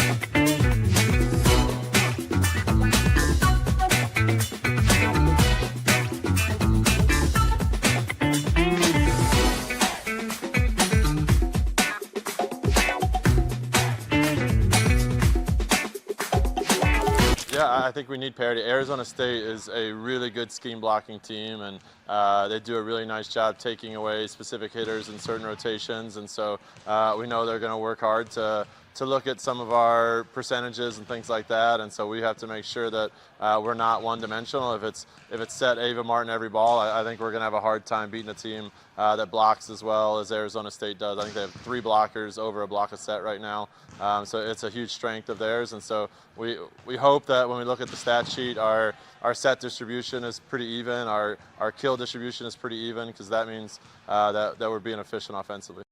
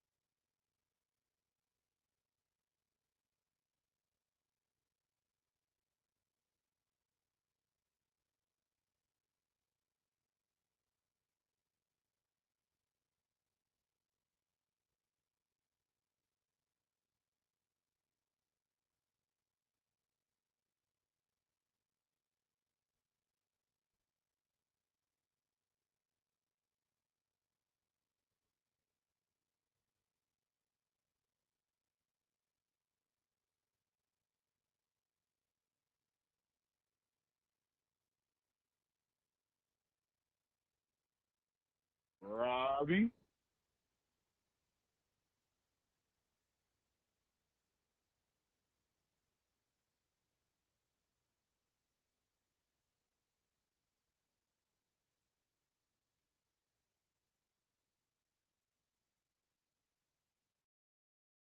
I think that there's a lot of things that went into this. You know, none of the opponents that we've played at this point have looked at our roster and said, okay, there's, 7 different kids that are capable of going for double figures, and so we're going to go to a junk defense and try to pull one person out. And I just think that, we had some easy open looks against their triangle and 2, diamond and 1 early, and we were, 1 pass, jacking up threes. We had 26 3-point attempts in the first half, and I thought we were kind of just playing into maybe what their hands were instead of getting our paint touches, working for things inside, outside, moving the basketball a little bit more, and then taking those good shots. And so I think that's a part of it.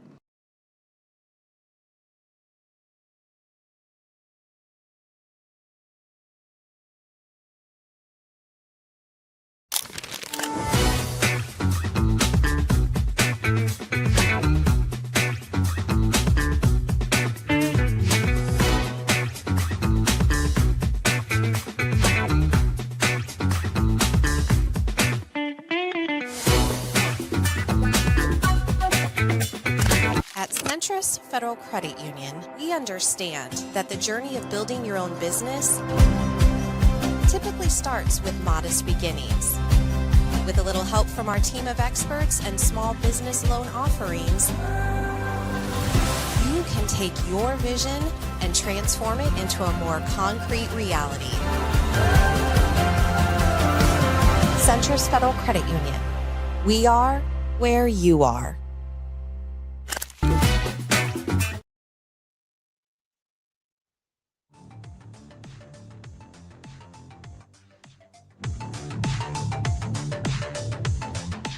You're listening to Hurrdat Sports Live.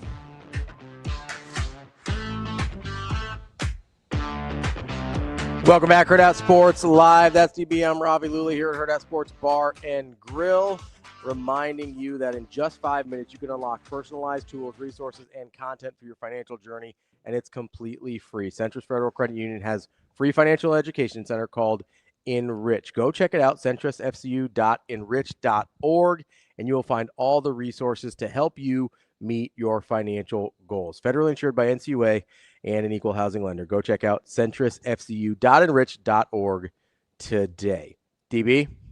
Oh, I'm sorry, I was asleep. What happened? I don't think you were asleep. What happened? I think you was were waiting for the camera to come back. Yeah, me too. None of it works, so that's fine. It's all I'm fine. trying to figure out why I got this picture.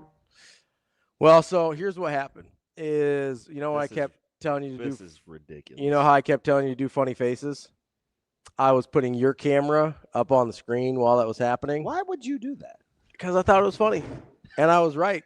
Because why I got that screenshot, and it is funny.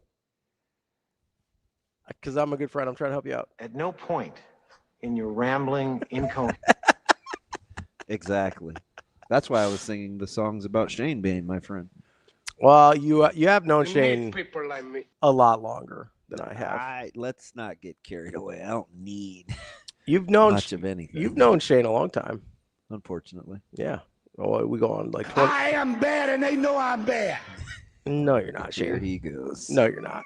What you just said. You good? You gonna make it? It's fine. You gonna make it out here? That's fine. I was hearkening back to when good players practice hard. It'd be nice. It'd be nice. That is the one thing I think is what's happening. Every time I think or we talk about this, I think of the line from The Last Dance where Jordan's like, I never asked anybody to do something I wasn't willing to do. He said it sure helps. It does. It really, really does. To this day. It's true. Oh, this is delivery. And it's not really even, I don't know if fair is the right word, but you expect the lower level guys to be doing that anyway. Yeah. right? So when they do it, no one really cares. I mean, the coaches care. I get that, whatever. But no one really cares in terms of setting a team culture if your lower end guys are doing it. It has to be somebody near the top. Can I share something with you? Speaking of, I would love that. About just things we assume that don't really happen. Like, because sometimes I think people roll their eyes, right, about model behavior or whatever. Sure. But clearly that matters. So a coach that I follow on social media tweeted something out this morning. And I think it's interesting because I think one of my buddies yesterday on the message board was like, hey, man, keep talking scheme. I love it, whatever, because you never know how it lands. But yeah, it is stuff we talk about a lot. So at Coach Koo, he tweeted this out this morning at 5:35 a.m. And he goes, one of my big off-season – you can't make this stuff up. He goes, one of my big off-season studies is how does coverage tie into your run fits? Putting kids in situations to play the run. If you're lovers of a lever team, how does coverage challenge, if at all? Or if you're a box team, how do we line up to different formations and still keep your 7 or 8 man spacing? I was like, oh my gosh, I heart you. Because we try to talk about it all the time. We just want to, and it's fine. Like I told you what Josh said on social media. He's like, man, sometimes as a fan, I just want a fan. Yeah. Right? I don't want to know all the other stuff. But so we try to sprinkle in just, hey, the basics. But like, it's not just as simple as this guy sucks. He's a pass first guy, or, I don't like this guy has no experience. Like sometimes it's bigger than that. Sure. Do you know what I mean? Yeah. So it's like we just casually act like Coach Rhule dropped it in yesterday. He goes, he's a blank kind of guy. He likes to run fit out of quarters. This is how he plays. This is how it shows up on film. Like, and I'm just thinking we're gonna miss all that because you just want to know if we're getting stops or not. Yeah. But I'm encouraged because it's critical, and I think it's something that he was afforded the luxury of taking for granted because the guys that he brought originally understood one another and how to do that. Sure. D-line coached it the same way for the secondary coach, and coached it the same way for their defensive coordinator. Yeah. There's a reason that we thought guys were flying to the ball, even though they didn't have as good of players on paper.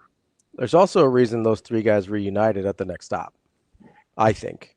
Yeah. You know what I mean? Like, it's not a coincidence. You know what I mean? So it's not, again, it matters more chemistry. Like, if you're looking for the Signetti thing, and I was like, well, the 3 coordinators that he brought over had been together over a combined 30 years. Yeah, so everybody's on the same page all the time. Know how to do business in the building. Yep. Like those. That's a thing that we take for granted for sure. Sure. Especially when there's nobody there to challenge you on it. It's just like, oh, you know everything. Hey, we'll leave you alone. Just let us know if we can help you. Yeah. It's like, oh, you got this. You're good to go. All right. I didn't need to hear that, Shane. It's pretty simple. I win. We never need to hear that, Shane. Not bad. I like him. He's fine. It's fine. Whatever. What are we, 10-0? All right. Apparently everybody has that picture now. That's great. I was just trying to help you out. I think that's pretty douchey what you did. I was trying to help you out. I was trying to expand your social presence. Not what I needed. Hear the word. I thought you liked having a social presence. Is that not? Pressing. Is that not a thing that you care about? We're just talking. Exactly. Oh, we're just talking? Exactly. Oh, cool. I thought you would. I hope the camera thing never works again. Well, we're gonna find a way to make it work. I hope not.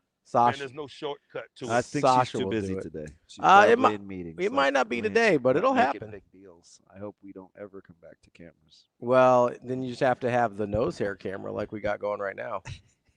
This dude, what I tell you. What'd I do? Nothing. It's nothing. It's not even a big deal. Don't even worry about it. Go home, digest some more soap, and lotion my ashy ankles. That's not how I thought that sentence was gonna go.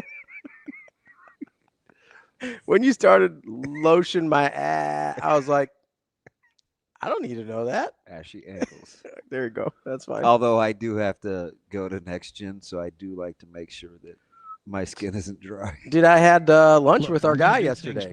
Yeah, he's one of my favorite people. Dude, he's great. Yeah. We're gonna be. I hope he likes me because sometimes I feel like they think I'm crazy. Well, just because somebody thinks you're crazy doesn't mean they don't like you. I don't like crazy. Well, yeah, but people have different taste. Thank goodness. For Maybe they appreciate that. They're like, man, how about his poor staff? Oh, I feel bad for them. Can you just imagine the collective eye roll when I walk in there? They're not this guy. Nothing concerns. The time being concern's over. They just point now. Did you go to your room. Have you done the genetic testing yet? No. With like the mouth swab or whatever? That's what I'm gonna do next time I'm in there. What's the? It tells you all sorts of stuff. Yeah, I don't know if I want to know. Tells you like how fast you digest caffeine, and tells you like if you have a hard time like digesting certain vitamins and stuff, so they can give you like different forms of it so your body uses it better. Like I'm all so you guys can know my food storage takes are right on par. It's something else that makes my stomach feel like it's in a knot. No, what they're gonna find is they're gonna like get the DNA swab and they'll be like, oh, your stomach is made out of cast iron. That's why it's fine. That's why you haven't died yet from salmonella. I did just season both my skillets. Did you? Yeah. There you The go. Original non-sticks, baby. But you guys should head over to Next Gen as well. They've been a great partner with us. And little teaser here, I think are going to continue to be a great partner. I hope so. We'll tell you more about that very, very soon. But head on over to Next Gen. It's over, about 176th and Center. Great place. Nick is super cool. Their practitioner, Laura, is super cool as well. If you go now, you'll see me in about. Are you going out there today? 13 minutes. It's Wednesday. Do you go every Wednesday? Yes. All right. You go out there more than I do. Every week. I don't have any friends. I don't get the shots though. Oh. So I do my own. And she was gonna say left side, and I'll inevitably screw it up. Strong side. And she's gonna say, "Do you remember what we did last week?" And I'm like, "No, I no." You'd be like, "I don't remember what I did this morning." I'm only in here 3 minutes. I don't commit anything to memory. Just two things: my blood pressure and what's my oxygen thing. Oh yeah. She got last week. Clearly, it was a bad day, right? That Wednesday. Mm-hmm. She goes, "Yeah, this is not normal. Everything okay?" Nope. Why do you ask? Blood pressure is about 180 over 120. Roughly. Pretty close. Yeah. Oh no. Hey, she paused too. She took the things off, and I was like, "What?" It's like, "Are you okay?" She's like, everything. Hey, what's going on? A lot. It's like a lot. But give them a call, 402-614-9700. They're great out there. Love hanging out with them. I think they're going to get us some new gear too. Oh, do you like the little red quarter one that says the Next Gen? Yeah, so he was wearing a quarter zip yesterday. It was a nice blue, like Adidas one. I was like, oh, I might need one of those. You guys have he's a musclehead. You should ask him if he gets his stuff specially cut. Oh, the shirts? Yeah. That's a good idea. They look good fit on him. I might have to get I'm not as muscly as I used to be, but. Or at all. Well, yeah, I used to have to do that. That makes sense. Shane, they do have extra smalls. So they're cut just for me? Yeah, one of their staffers, she's teeny. You guys got to wear about the same size. That's DB. I'm Ravi. Lulla. We'll be back Just tomorrow. saying. More Hurrdat Sports Live.